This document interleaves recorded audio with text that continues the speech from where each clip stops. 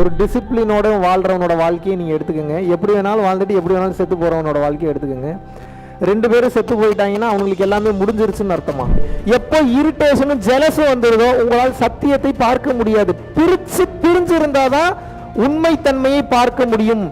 உங்கள் வாழ்க்கையை கொண்டு போய் அடமான வைக்கிறீங்க இன்னொரு ஆள்கிட்ட. எதுக்காக? இந்த உடல் தேவைன்ற இந்த சந்தோஷத்துக்காக. நான் சொல்கிறது தான் கேட்கணும். என்னுடைய அனுபவம் தான் பெருசு. நான் தான் பெரியாள், நீங்கள்லாம் யாரும் பெரியாள் கிடையாது. நான் சொல்கிறது படி நீ வாழு அப்படின்னு சொல்லி அந்த உயிரை என்ன பண்ணுறீங்க?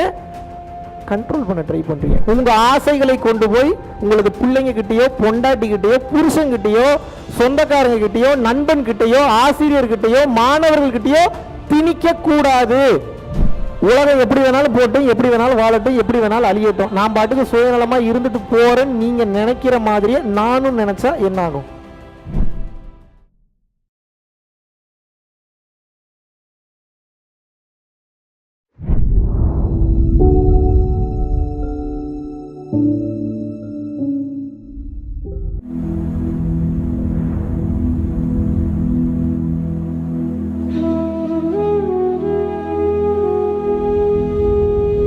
அனைவருக்கும் வணக்கம்.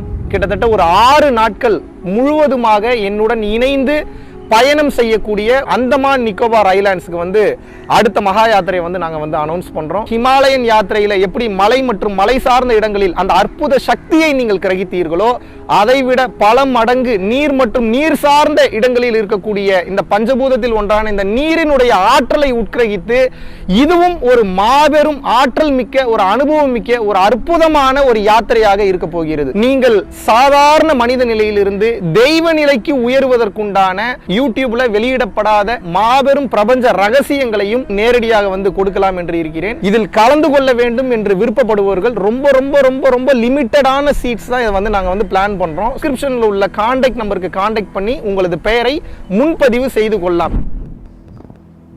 தெளிவு குருவின் திருவார்த்தை கேட்டல், தெளிவு குருவின் திருநாமம் செப்பல், தெளிவு குரு சிந்தித்தல் தானே. குருமார்களுடைய பொற்பாதங்களை வணங்கி எல்லாம் வல்ல அருட்பேராற்றலையும் அருட்சக்திகளையும் வணங்கி இன்று இந்த நேரத்தில் இப்படிப்பட்ட ஒரு அருமையான அற்புதமான வாய்ப்பை இந்த மலேசிய மண்ணில் எனக்கு தந்தருளிய பிரபஞ்சத்திற்கும் அருட்சக்திகளுக்கும் எல்லாம் வல்ல என் உடன்பிறவா சகோதரர் பரஞ்சோதி அவர்களுக்கும் இந்த நேரத்திலே நன்றி சொல்ல கடமைப்பட்டுள்ளேன். சத்தியத்தை பற்றி பேசுவதற்கு இன்று சங்கங்கள் இல்லை. சத் சங்கம்னா என்னன்னு தெரியுமா? சத்தியத்தை பற்றி பேசக்கூடிய அந்த சங்கத்திற்கு பெயர் சத் சங்கம். அப்படின்னா என்ன அர்த்தம்? ஒரு கேரம் போர்டு விளையாடுறதுக்கு ஒரு சங்கம் இருக்கு, ஒரு ஸ்போர்ட்ஸ் ரீதியான விளையாட்டுகளுக்கு ஒரு சங்கம் இருக்கு. இன்றைய இந்த காலகட்ட சூழலில் எல்லாரும் என்ன நினைச்சிட்டு வாழ்ந்துட்டு இருக்கோம் அப்படின்னா, எப்படி வேணாலும் அப்படியே வாழ்ந்துட்டு அப்படியே எப்படியோ வாழ்க்கையை அப்படியே முடிச்சுட்டு போயிடலாம் அப்படின்னு நினைக்கிறீங்க. அப்படிலாம் முடியாது, அப்படிலாம் விட மாட்டாங்க. நீங்கள் கொஞ்சம் யோசிச்சு பாருங்கள். எப்படி வேணாலும் வாழ்ந்துட்டு எப்படி வேணாலும் நம்மளுடைய வாழ்க்கையை முடிச்சுக்கலாம் அப்படின்னு நீங்கள் நினச்சிங்கன்னா சத்தியத்தை நோக்கியும் கட்டுப்பாடுடனும் ஒரு டிசிப்ளினோட வாழ்கிறவனோட வாழ்க்கையை நீங்கள் எடுத்துக்கோங்க. எப்படி வேணாலும் வாழ்ந்துட்டு எப்படி வேணாலும் செத்து போகிறவனோட வாழ்க்கையை எடுத்துக்கோங்க. 2 பேரும் செத்து போயிட்டாங்கன்னா அவங்களுக்கு எல்லாமே முடிஞ்சிருச்சுன்னு அர்த்தமா? நிச்சயமாக கிடையாது. மனித வாழ்க்கை என்பது எதை அடிப்படையாக வைத்து இயங்கிக் கொண்டிருக்கின்றது என்றால் அறத்தையும் தர்மத்தையும் அடிப்படையாக வைத்து இயங்கிக் கொண்டிருக்கிறது. அது எப்படி தம்பி நம்புறது? அறத்தையும் தர்மத்தையும் எப்படி அடிப்படையாக வச்சு இயங்குது அப்படின்னு கேட்டீங்கன்னா, எதிர்பார்ப்பில்லாமல் கொடுக்கக்கூடிய தன்மையை வைத்துதான் இந்த பிரபஞ்சமே வாழ்ந்து கொண்டிருக்கிறது, இந்த பூமி இயங்கிக் கொண்டிருக்கிறது. எக்ஸாம்பிள் டு சே, ஒரு சூரியனானது எந்தவித எதிர்பார்ப்புமின்றி தனது ஒளி அலைகளை, தனது வெளிச்சத்தை பல்லாயிரம் ஆண்டுகளாக, 1000 ஆண்டு வருடமாக தனது ஒளியை இந்த பிரபஞ்சத்திற்கும் இந்த பூமிக்கும் கொடுத்து கொண்டே இருக்கிறது. அது என்னைக்காவது உங்களை மாதிரி ஒரு நாள் நீ எனக்கு என்ன கொடுத்த உனக்கு நான் திருப்பி கொடுக்கணும் அப்படின்னு நினைச்சது அப்படின்னா உங்களுடைய நிலைமை என்ன? காற்று ஒரு நாள் நினைக்குதுன்னு வச்சுப்போம். எப்போ பார்த்தாலும் என்னவே பயன்படுத்திட்டு இருக்கீங்க, நீங்கள் எனக்கு எதுவும் கொடுக்கல, இன்றைக்கி ஒரு நாள் ஃபுல்லாக நான் உங்களுக்கு நோ சர்வீஸ் அப்படின்னா ஜாலியாக இருப்பீங்களா? ஜாலியாக இருப்பீங்களாவா? இருக்கவே மாட்டீங்க. அப்புறம் என்ன ஜாலியாக இருப்பீங்களா? இருக்க வாய்ப்புண்டா? நோவே. ஒரு நெருப்பானது, நீங்கள்லாம் இப்படி இருக்கீங்களேடா, எல்லாத்தையும் எதிர்பார்த்து பண்ணுறீங்களே, நானும் இன்னைக்கு என்ன பண்ண போகிறேன்னா உங்கள் யாருக்கும் கிடையாது இன்னைக்கு நோ நெருப்பு, நோ ஃபயர் அப்படின்னா என்ன ஆகும்? உங்களால் வாழ முடியுமா? செத்து போயிடுவீங்க. நெருப்பு அது பாட்டுக்கு தானுங்க இருக்குது, அப்படி கணக்கு கிடையாது. உங்களுக்குள் இருக்கக்கூடிய அக்னி ஜுவாலை வேலை செஞ்சதுனா தான் ஆன்மா வேலை செய்யும். ஆன்மா வேலை செஞ்சதுனால தான் உயிரோடவே இருப்பீங்க. நெருப்பு இல்லை என்றாலும் அழிந்து விடுவீர்கள். தண்ணியும் ஒரு நாள் ஃபுல்லாக ஐஸ் கட்டி ஆயிடுது, என்ன பண்ணீங்கனாலும் உருக மாட்டீங்க. இன்னைக்கு உங்களுக்கு நோ வாட்டர் அப்படின்றாங்க, என்ன பண்ணுவீங்க? அப்போ நீங்க நினைச்சு பாருங்க, இந்த மொத்த பிரபஞ்சமும் கொடுக்கும் தன்மையில் தான் இயங்கி கொண்டிருக்கிறது, கொடுத்துக்கிட்டே இருக்கு. காலையில் நீங்கள் 8 மணிக்கு எந்திரிக்கல அப்படின்னா நான் வரமாட்டேன்னு சூரிய பகவான் என்னைக்காவது சொல்லியிருக்காரா? நைட்டு 10 மணிக்குள்ளே நீ போய் தூங்கலை அப்படின்னா நானும் போய் மறைய மாட்டேன் அப்படின்னு சந்திர பகவான் என்னைக்காவது சொல்லியிருக்காரா? புதன், வெள்ளி, பூமி, செவ்வாய், வியாழன், சனி, யுரேனஸ், நெப்டியூன், புளூட்டோ, இந்த கிரகங்கள் எல்லாமே அதனுடைய வேலையை செய்துட்டு தான் இருக்கு. அது பாட்டுக்கு அது வேலையை பார்க்குது. ஆனால் மனுஷன் மட்டும்தான் என்ன பண்ணுறான் அப்படின்னா, இவனுக்கு அதிக அறிவை கொடுத்ததன் நோக்கத்தை புரிந்து கொள்ளாமல், அதிக அறிவு இருப்பதனுடைய காரணத்தை புரிந்து கொள்ளாமல் இந்த ஆக்க சக்தியை அழிவிற்காக பயன்படுத்தி கொண்டிருக்கின்றான். யாரோட அழிவுக்காக பயன்படுத்துறான்? இவன் அழிவுக்கும் பயன்படுத்துறான். போதா குறைக்கு அவனை சுற்றி இருக்கக்கூடிய சொந்தக்காரங்க, பந்தக்காரங்க, பக்கத்து வீட்டுக்காரன், ஃபெலோ ஹியூமன் பீயிங்ஸ், மற்ற உயிரினங்கள் அதோட அழிவிற்கும் காரணமாக இருக்கின்றான். Yes or no? இப்போ என்னுடைய கேள்வி ஒன்றே ஒன்றுதான். மனிதன் இந்த பிறப்பை எடுத்ததற்குண்டான நோக்கம் என்ற ஒன்று இருக்கிறது, அது இறைவனை அடைய வேண்டும் என்பது. ஆனா இந்த வாழ்க்கையை வாழவே இல்லையே. எப்போ இந்த மனுஷன் இந்த வாழ்க்கையை வாழ போறான்? எப்போ சந்தோஷமா வாழ போறான்? எப்போ நான் சந்தோஷமா தானுங்க இருக்கேன் அப்படின்னு நீங்க சொன்னீங்கன்னா பொய் சொல்றீங்கன்னு அர்த்தம். நான் ஏத்துக்க மாட்டேன். அவங்க நீங்க ஊரை ஏமாத்தலாம். உங்க பொண்டாட்டியை கல்யாணம் பண்ணி, உங்க புருஷனை கல்யாணம் பண்ணி சந்தோஷமா குழந்தை குட்டியோட நீங்க ரெஸ்டாரண்ட் வந்துட்டு போற மாதிரி நீங்க ஊரை ஏமாத்தலாம். உங்க மனசாட்சிக்கு தெரியுமா தெரியாதா நீங்க சந்தோஷமா இருக்கீங்களா இல்லையான்னு? Yes or no? வீட்டில் சண்டை வரதெல்லாம் சந்தோஷம் தானுங்க, அதெல்லாம் எப்படிங்க பெரிய சண்டையாக எடுத்துக்க முடியும் அப்படின்னு வந்து கேட்டிங்கன்னா, சண்டை வருவது பெரிய விஷயம் இல்லை. ஆனால் அந்த சண்டையினுடைய பாதிப்பும் வலியும் வேதனையும் ஒரு மனிதனை பாழாக்குதா இல்லையா? இவ்வளவுதான் என் கேள்வி. குடும்பத்தில் ஏன் இவ்வளவு பிரச்சனைகள்? இன்னைக்கு நம்ம குடும்பத்தை பற்றி தான் மெயினாக பார்க்க போகிறோம். இப்போ நான் பிரபஞ்சத்தோட சயின்ஸ் இதெல்லாம் பேசணும்னா அடிக்கடி அதை தான் பேசிகிட்டு இருக்கோம். முதல்ல பிரபஞ்சத்துக்கு போகிறதுக்கு முன்னாடி முதல்ல குடும்பத்திலேருந்து ஆரம்பித்து அப்புறம் பிரபஞ்சத்துக்கு போனால் உங்களுக்கு புரியும். எல்லாமே ஒன்றோடு ஒன்று தொடர்புடையது. இந்த உலகத்தில் ஒன்றுடன் ஒன்று அனைத்தும் தொடர்புடையது. ஆனால் தொடர்புடையதை பற்றி நமக்கு தெரிவது கிடையாது. குடும்பத்துக்கு ஞானத்துக்கு என்ன சம்பந்தம் இருக்கு? இருக்கு. காட்டுக்கு ஞானத்துக்கு என்னங்க சம்மந்தம் இருக்கு? இருக்கு. வானத்துக்கு ஞானத்துக்கு என்னங்க சம்மந்தம் இருக்கு? இருக்கு. பொண்டாட்டிக்கு ஞானத்துக்கு என்னங்க சம்மந்தம் இருக்கு? இருக்கு. பிள்ளைங்களுக்கு ஞானத்துக்குமாங்க சம்மந்தம் இருக்கு? இருக்கு. ஆக மொத்தம் ஒன்றுடன் ஒன்று அனைத்தும் தொடர்புடையது. இது எப்படி அப்படின்னு வந்து கேட்டிங்கன்னா, கிராப்ல இருந்து ஒரு பார்சல் வருது, அந்த பார்சலில் ஒரு ஃபுட்டு வருது, அதை ரிசீவ் பண்ண மறந்துட்டீங்க, ஒரு 10 நிமிஷம் டிலே ஆயிடுச்சு, மேலே இருக்கிற செயற்கைக்கோள் வெடிக்குதுங்கிறேன். ஏண்டா டேய், கீழே கிராப் ஃபுட்டை ரிசீவ் பண்ணுறதுக்கு மேலே செயற்கைக்கோள் வெடிக்கிறதுக்கு என்ன சம்மந்தம் இருக்குது? நம்புற மாதிரி இருக்கா? கிராபில் ஃபுட்டை ஆர்டர் பண்ணுறீங்க, உங்கள் வீட்டுக்கு வருது, 10 நிமிஷம் ஃபோன் கால் எடுக்கலை நீங்கள், 10 நிமிஷம் கழித்து போய் அந்த ஃபுட்டை ரிசீவ் பண்ணுறீங்க. இதனால என்ன ஆச்சுன்னா மேலே இருக்கக்கூடிய செயற்கைக்கோள் வெடிச்சிருச்சுன்னு நான் சொல்கிறேன். நீங்கள் என்ன சொல்கிறீங்க? மென்டல் மாதிரி இருக்குல்ல என்னைய பார்த்தா? ஏதாவது சரியான ஆள்கிட்ட தான் பேசுகிறோமா இல்லை மென்டல் கிட்ட இது உட்காந்து பாடம் எடுத்துக்கிட்டு இருக்கோமா? ஒன்றும் புரியலையே தோணும் உங்களுக்கு. இதுக்கும் அதுக்கும் என்ன சம்பந்தம்? இப்போ சொன்னால் புரியும் பாருங்க உங்களுக்கு. நம்புற மாதிரியே இருக்காது. கிராப்ல ஃபுட்டு வருது, ஃபோன் பண்ணி பார்க்குறாரு, நீங்கள் எடுக்கலை, அவருக்கு ஆல்ரெடி டென்ஷன், பிபி, ப்ரெஷர் இருக்குது. ஒரு கட்டத்தில் என்ன ஆகுதுன்னா ரொம்ப டென்ஷன் ஆகிடுது. இவ்வளோ நேரம் அடிச்சு எடுக்கலையே, அடுத்து வேறு எனக்கு வேறு ஒரு ஆர்டர் இருக்கேன்னு சொல்லி அவர் என்ன பண்ணுறாருன்னா 10 நிமிஷம் டிலே ஆகி வரீங்க, வேகமாக உங்கள்கிட்ட கொடுத்துட்டு கீழே ஓடும்போது கால் தடுக்கி விட்டு கீழே விழுந்து ரோல் ஆகி நடு ரோட்டில் போய் விழுகிறார். நடு ரோட்டில் போய் நின்னோடனே வேக வேகமாக ஒரு கார் வருது, அவரை பார்க்காம அவர் தலையில் ஏற்றுது. அவர் தலையில் ஏற்றின உடனே அவருடைய உயிர் போகுது. அவருடைய உயிர் போனதை பார்த்தோன்னே இந்த காரில் வந்தவன் இப்படி ஏற்றிட்டானேன்னு சொல்லி போலீஸ்காரன் இவனை அரெஸ்ட் பண்ணி கூட்டிகிட்டு போகிறாங்க. கூட்டிகிட்டு போனால் அப்போ தான் தெரியுது, அரெஸ்ட் பண்ணி கூட்டிகிட்டு போனாலும் சாதாரண ஆள் கிடையாது, இஸ்ரோவில் இருக்கக்கூடிய பெரிய சயின்டிஸ்ட் அவர்.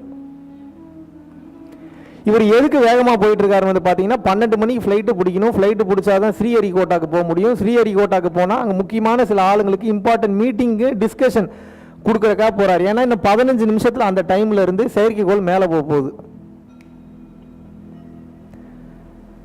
இவர் அரெஸ்ட் பண்ணி உள்ளே வச்சுருக்காங்க, ரிமாண்ட் பண்ணியிருக்காங்க. இவர் இங்கேருந்து இங்கே தகவல் கொடுக்க முடியல, புது ஊருக்கு வந்திருக்கிறாரு, கரெக்டான டைமுக்கு போக முடியல. அங்கே ஸ்ரீஹரிகோட்டாவில் ராக்கெட் லான்ச் ஆகுது, இன்ஸ்ட்ரக்ஷன் பண்ணுறதுக்கு ஆள் இல்லை. இவருக்கு அடுத்த விஞ்ஞானிகள் தான் ஆப்ரேட் பண்ணுறானுங்க. மேலே போக போக செயற்கைக்கோள் வெடிச்சிருச்சு. ஏன்னா தப்பான இன்ஸ்ட்ரக்ஷன். இப்போ சொல்லுங்கள், இப்போ ஃபுட்டு ஆர்டர் பண்ணது டிலே ஆனதுனால இப்போ செயற்கைக்கோள் வெடிச்சிருச்சுன்றேன். நீங்கள் வந்து சரியான டைமில் பிக்கப் பண்ணல அந்த ஃபுட்டை, அதனால செயற்கைக்கோள் வெடிச்சிருச்சு. இப்போ நம்புற மாதிரி இருக்கா, நம்புற மாதிரி இல்லையா? இப்போ என் கேள்வி என்ன, இதெல்லாம் கதைக்கு தானே தம்பி நல்லா இருக்கும், நேரில் எல்லாம் இப்படி நடக்குமா? இப்போ என் கேள்வி அடுத்து என்னன்னா, இப்படி நடக்கிறதுக்கு வாய்ப்பு இருக்கா இல்லையா? வாய்ப்பு இருக்கா இல்லையா? இப்போ அடுத்த கேள்வி என்னோடது, இத்தனை நடக்கிறதுக்கு வாய்ப்பு இருக்கே. இப்போ அடுத்த கேள்வி கேட்குறேன், உங்கள் பொண்டாட்டிக்கு ஞானத்துக்கு சம்மந்தம் இருக்காதா? உங்கள் புருஷனுக்கும் ஞானத்துக்கு சம்மந்தம் இருக்காதா? உங்கள் பிள்ளைக்கும் ஞானத்துக்கு சம்மந்தம் இருக்காதா? நீங்கள் வளர்க்குற நாய்க்கும் ஞானத்துக்கு சம்மந்தம், நமக்கு தெரியல அவ்வளோதான். அதுக்கும் ஞானத்துக்கும் ஏகப்பட்ட சம்பந்தம் உண்டு. கொஞ்சம் உட்கார்ந்து அறிவை அகண்டு விரிவு செய்து அகண்டமாக்கினால் எல்லாமே புரியும். ஓ, ஒன்றுடன் ஒன்று இங்கு அனைத்துமே தொடர்புடையது. ஃப்ளைட்டு வெடிக்கிறது, ஃப்ளைட்டு லேட் ஆகிறது, கார் வர்றது, கார் போகிறது, டூ வீலர் வர்றது, டூ வீலர் போகிறது, ஃபுட்டு சாப்பிட்றது, அதனால வர்ற நோய், இங்கே எதுவுமே காரண காரியமின்றி நடப்பது இல்லை. இந்த பூமி சுழறுகின்ற இந்த வேகத்தில் ஏதாவது மிஸ்டேக் இருக்குன்னு நினைக்கிறீங்களா? இருக்குமா? பூமி தன்னைத்தானே சுற்றி கொண்டு சூரியனையும் சுற்றி வருது. இதில் ஏதாவது மிஸ்டேக் இருக்குமா? இருக்குமாங்க? எப்படிங்க இறைவனோட கிரியேஷன்ல எப்படிங்க மிஸ்டேக் இருக்கும்? இப்போ சொல்லுங்க, மிஸ்டேக் இருக்குமா இருக்காதா? வாய்ப்பே கிடையாது. எப்படி மிஸ்டேக் இருக்கும்? 200% கனெக்ஷன் இருக்கு, கரெக்டா நடக்கும். காற்று வீசுவதில், நெருப்பு வருவதில், ஆகாயம் செயல்படுவதில், இறைவனின் படைப்பில் ஏதாவது மிஸ்டேக் இருக்குமா? அப்ப எல்லாம் கரெக்டா செயல்படுது. பிரச்சனை இப்ப யார்கிட்ட இருக்கு? பிரச்சனை இப்ப யார்கிட்ட இருக்கு? ஏன் பிரச்சனை மனுஷன்ட்ட இருக்கு? இந்த பிரபஞ்சம் ஒரு கண்ணோட்டத்தில் செயல்பட்டு கொண்டிருக்கின்றது, இந்த பூமி வேற ஒரு திசையில் செயல்பட்டு கொண்டிருக்கின்றது. ஆனால் தெளிவாக புரிந்து கொள்ள வேண்டும், நீங்கள் அதை பற்றிய தெளிவு, அதை பற்றிய ஞானம் உங்களுக்கு இல்லை. தெரிந்து கொள்ள வேண்டியதை விட்டுட்டு தெரிஞ்சுக்க வேணான்ற எல்லாத்தையும் தெரிஞ்சு வச்சிருக்கீங்க. இப்போ என்ன, குத்துது, கொடையுது, வலிக்குது, கஷ்டமா இருக்கு, எப்படி வாழ்றதுன்னு தெரியல. யாரை பார்த்தாலும் கோவம் வருது. அம்மாக்கும் பிள்ளைக்கும் பெரிய பிரச்சனை, அம்மாக்கும் பிள்ளைக்கும் பெரிய அண்டர்ஸ்டாண்டிங் இல்லை, பொண்டாட்டிக்கும் புருஷனுக்கும் அண்டர்ஸ்டாண்டிங் இல்லை, குழந்தைங்களுக்கும் அம்மா அப்பாவுக்கும் அண்டர்ஸ்டாண்டிங் இல்லை, டீச்சருக்கு மாணவனுக்கு அண்டர்ஸ்டாண்டிங் இல்லை, ஒரு சில பேருக்கு இருந்தாலும் பல பேருக்கு இருக்கிறது இல்லை. இதெல்லாம் ஏன் நடக்குது அப்படின்னா நல்லா புரிஞ்சுங்க, எல்லா பிரச்சனைக்கும் காரணம் ஒரே காரணம் தான்.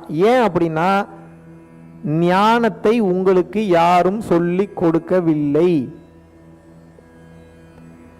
இந்த உலகத்தில் உள்ள அனைத்து பிரச்சனைகளுக்கும் மாபெரும் தீர்வு என்னவென்று கேட்டீர்கள் என்றால் ஞானம் மட்டும்தான்.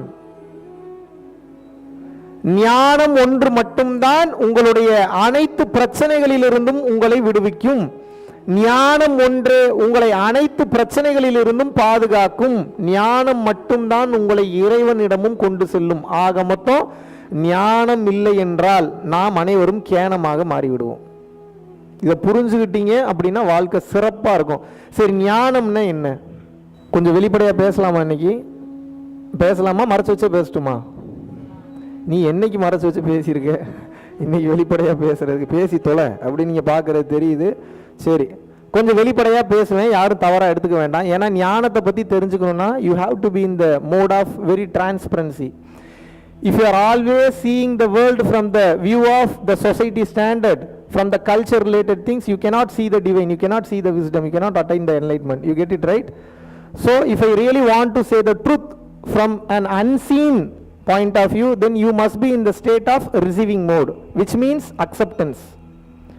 ஏற்றுக்கொள்ளக்கூடிய மனப்பக்குவத்தில் நீங்கள் இல்லை என்றால், மகாவிஷ்ணு சொல்லிட்டாரு ஏற்றுப்போம், அப்படி ஏற்றுக்க வேண்டாம். நான் எதை சொன்னாலும் நீங்கள் ஏற்றுங்க நான் சொல்ல, நான் சொல்கிறத ஆராய்ச்சி பண்ணி பாருங்க, சரியாக இருந்தால் ஏற்றுக்குங்க, இல்லாட்டினா கீழே குப்பையில் தூக்கி போட்டு போயிருங்க. நான் அதுதான் சொல்கிறேன். கிளியர்? ஏன்னா உங்களுக்கு இந்த 50 பேருக்கு நான் என்னங்க வெறும் 50 பேர் தான் வந்திருக்கேன், இவங்களுக்குலாம் நான் எப்படிங்க பேசுறது? இப்படிலாம் நான் யோசிக்க மாட்டேன். ஆள் இல்லாத சாரிக்கே நான் பாட்டுக்கு அரை மணி நேரம் பேசிக்கிட்டு இருப்பேன். நான் 50 பேர்னா விட்டுருவேன். நான் 50 பேருன்றது 50 ஆன்மாக்கள். நான் அப்படித்தான் பார்க்குறேன். இந்த 50 ஆன்மாக்களை எப்படி நான் கரைவேற்ற வேண்டும் என்பதில் தான் நான் தெளிவாக இருப்பேன். ரொம்ப சுயநலவாதி அதில், நான் ரொம்ப ரொம்ப பெரிய சுயநலவாதி. ஏன்? நாளை விடியுமான்னு எனக்கு தெரியாது. ஒருவேளை இந்த உலகம் விடிந்தாலும் நான் முழித்து எழுவேனா என்பது எனக்கு தெரியாது. அப்ப எனக்கு என்ன பெரிய சுயநலம்? இன்னைக்கு நைட்டு போய் படுக்கிறதுக்கு மாதிரி உருப்படியான காரியம் ஏதாவது ஒன்று பண்ணியிருக்கணும்னு நினைப்பேன். இந்த 50 பேருக்கு உண்மையை சொல்லி கொடுத்துட்டா நிம்மதியாக போய் படுப்பன மாட்டேன்னா? Yes or no?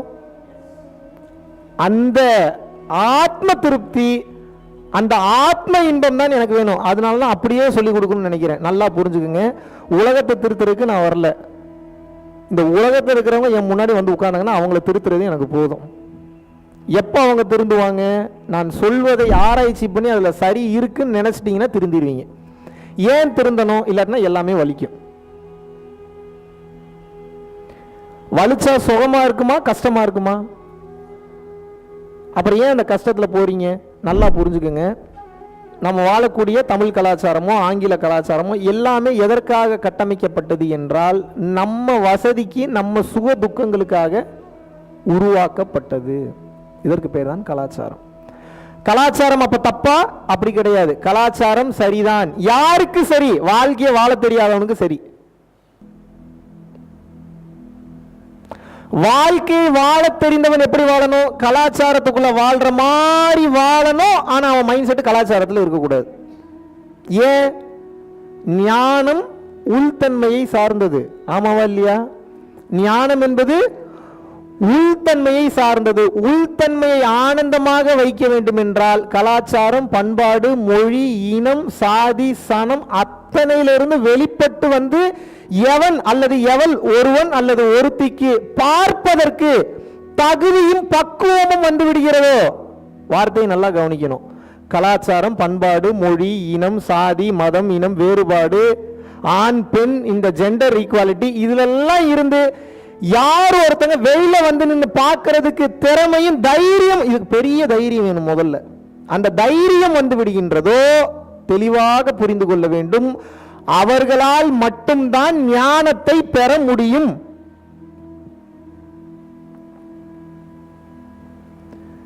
இல்லைன்னா 100% உங்களால ஞானத்தை பார்க்க முடியாது. ஏங்க, என்னுடைய சிம்பிளான கேள்வி என்னன்னா, நல்லா புரிஞ்சுக்குங்க. அண்டம் விட்டு அண்டம் பேசக்கூடியது ஞானம்.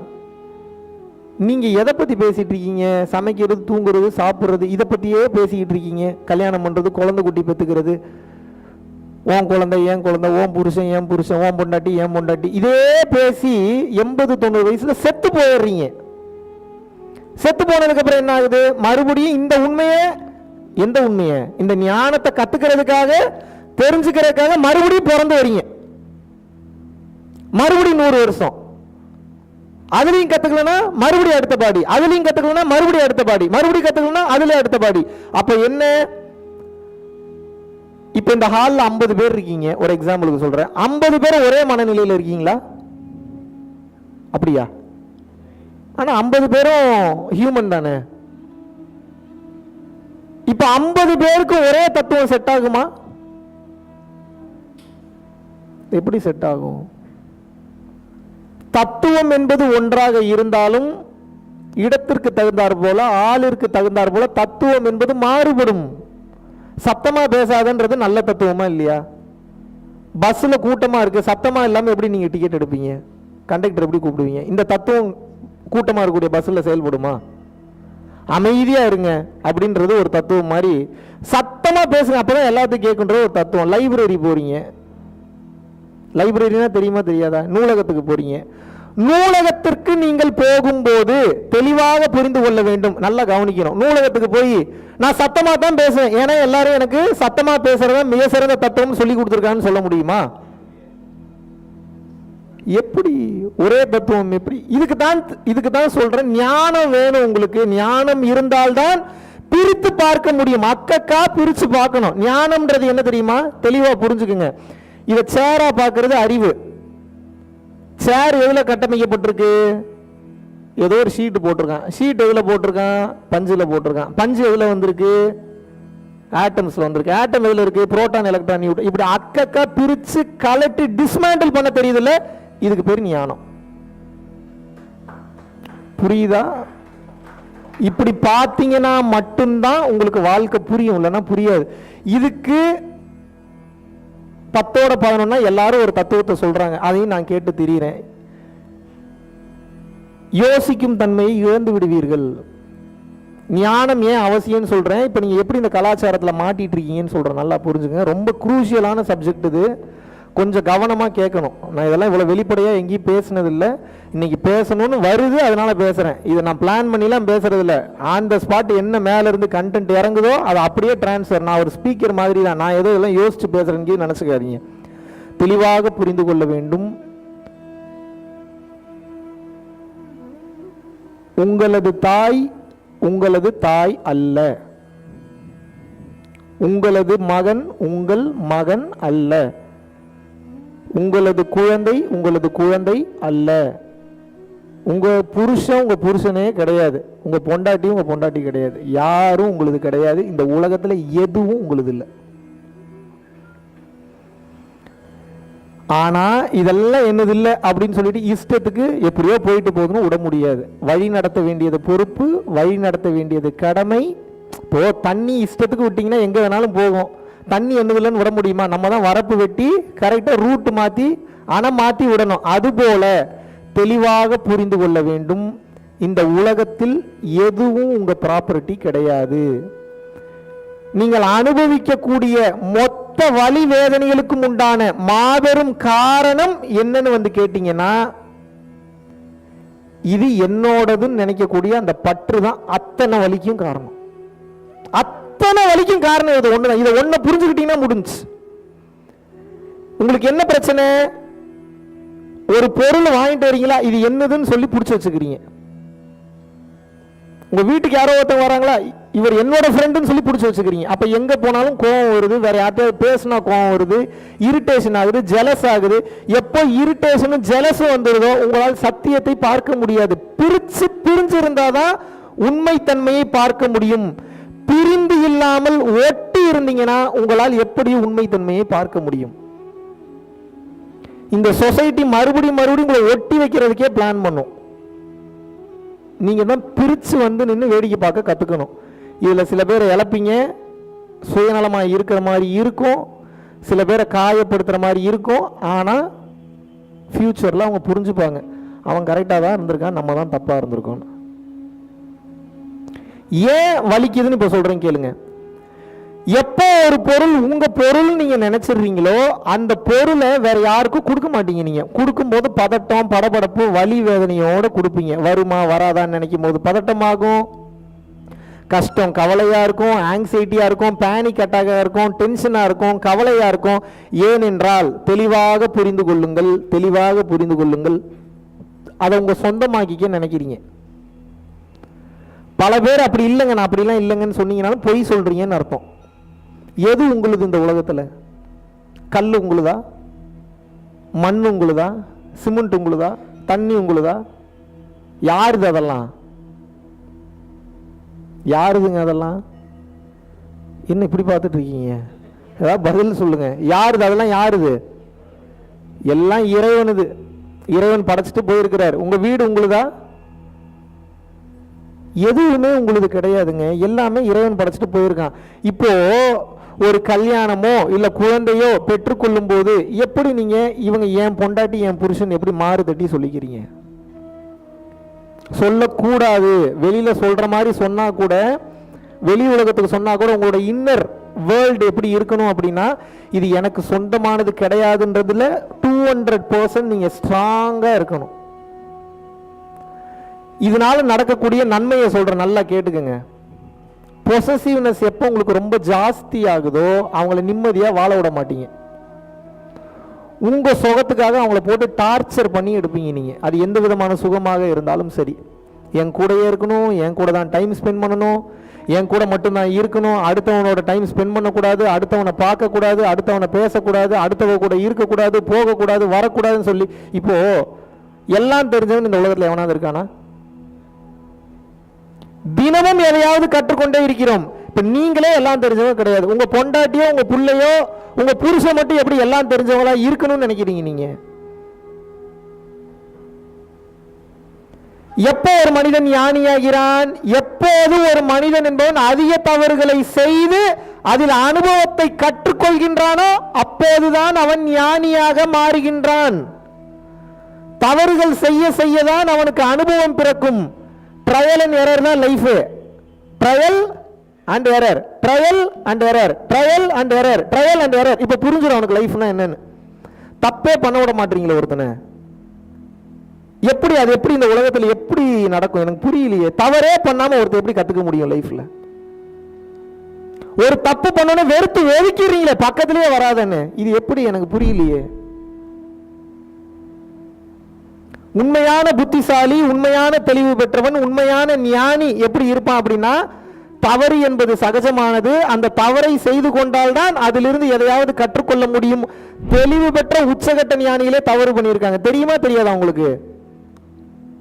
அகத்தியர் எவ்வளவு பெரிய ஆளு, அண்டம் விட்டு அண்டம் போயிட்டு வருவார், அரை வினாடியில் போயிட்டு வருவார். நிறைய தப்பு பண்ணிட்டா அதெல்லாம் ஃபாலோ பண்ணாங்க, இதை ஃபாலோ பண்ணுங்கிறார். யாரு யாரு?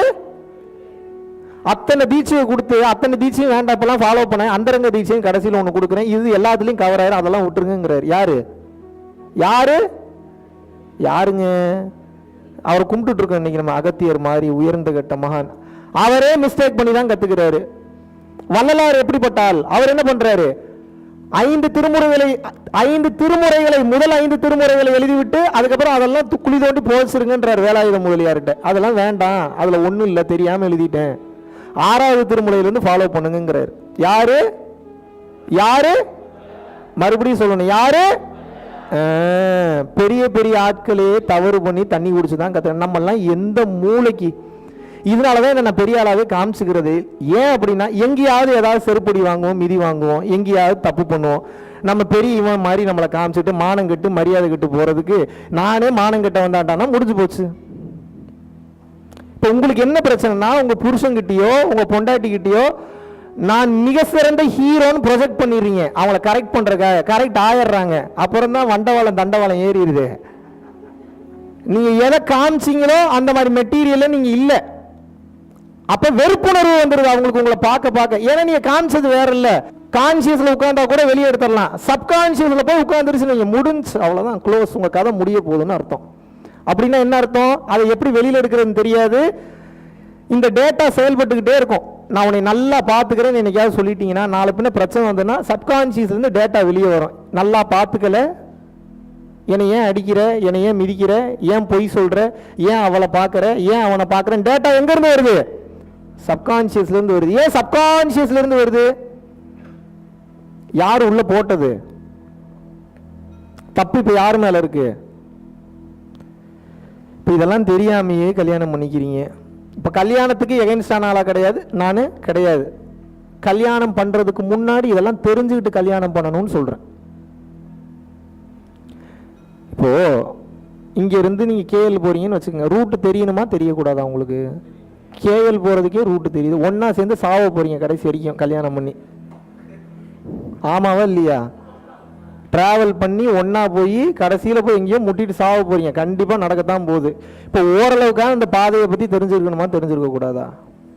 ஏன் திருமணத்துக்கு இவ்வளவு இம்பார்ட்டன்ஸ் கொடுத்து பேசுறேன்னா, முக்காவாசி பேர் இங்கதான் அவுட் ஆகுறீங்க.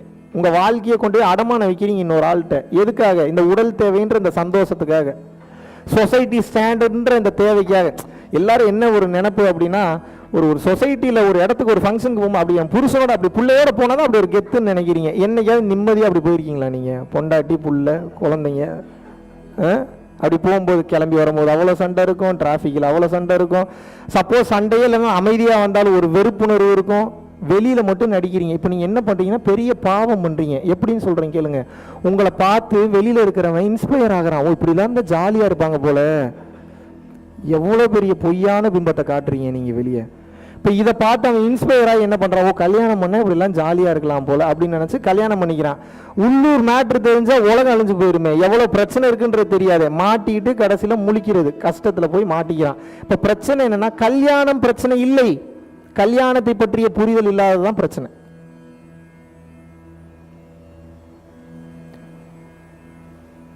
யாரெல்லாம் தெரியுமா நிம்மதியா வாழ்வாங்க? நல்லா புரிஞ்சுக்கணும்.